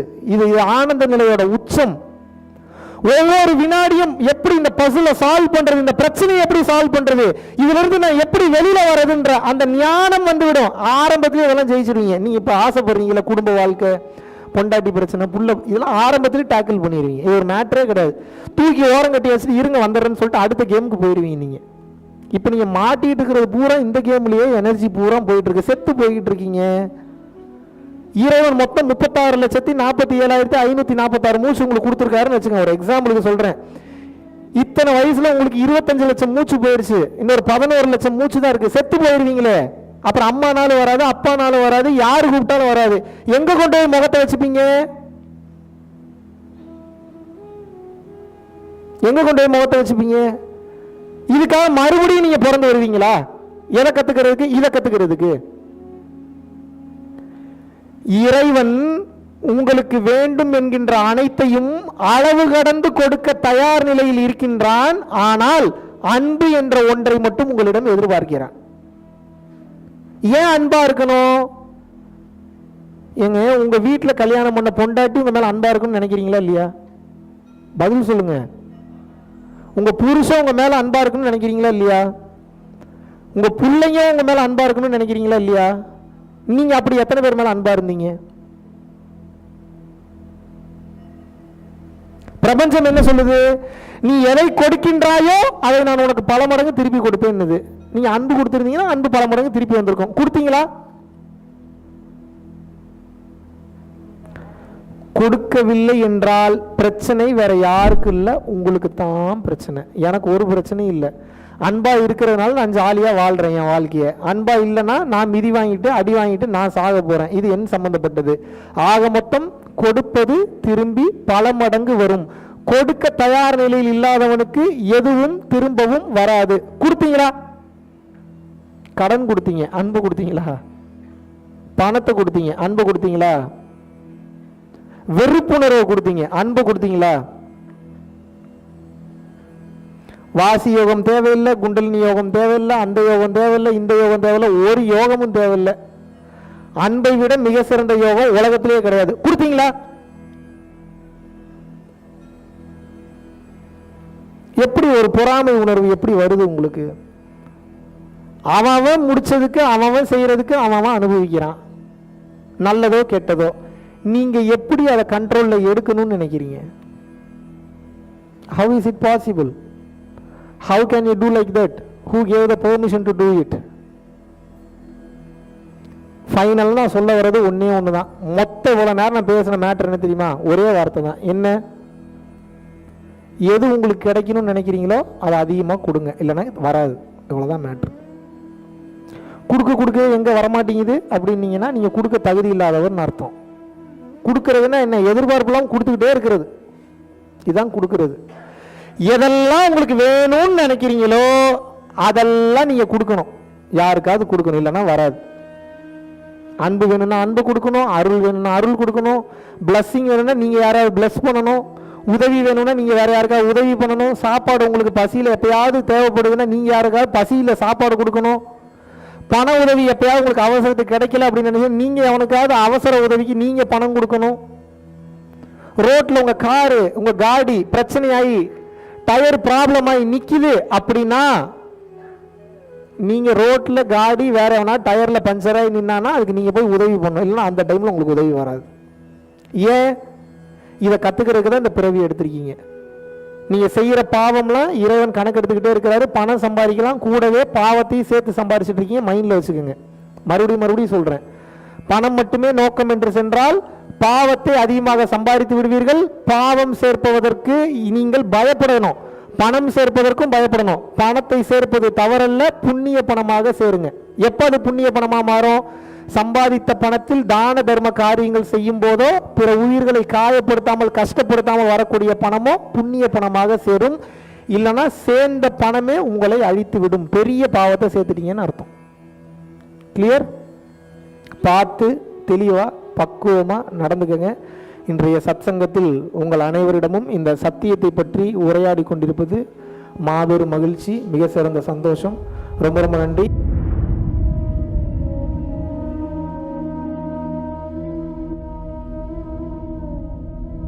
பரம்பொருளின் கருணையினால உங்களுடைய இடைவிடாத அன்னதானத்திற்கு நீங்கள் அனுப்பப்பட்ட பணத்தின் மூலியமாக பல லட்சம் உயிர்களுக்கு இது நாள் வரைக்கும் சாப்பாடு கொடுத்துருக்கோம்.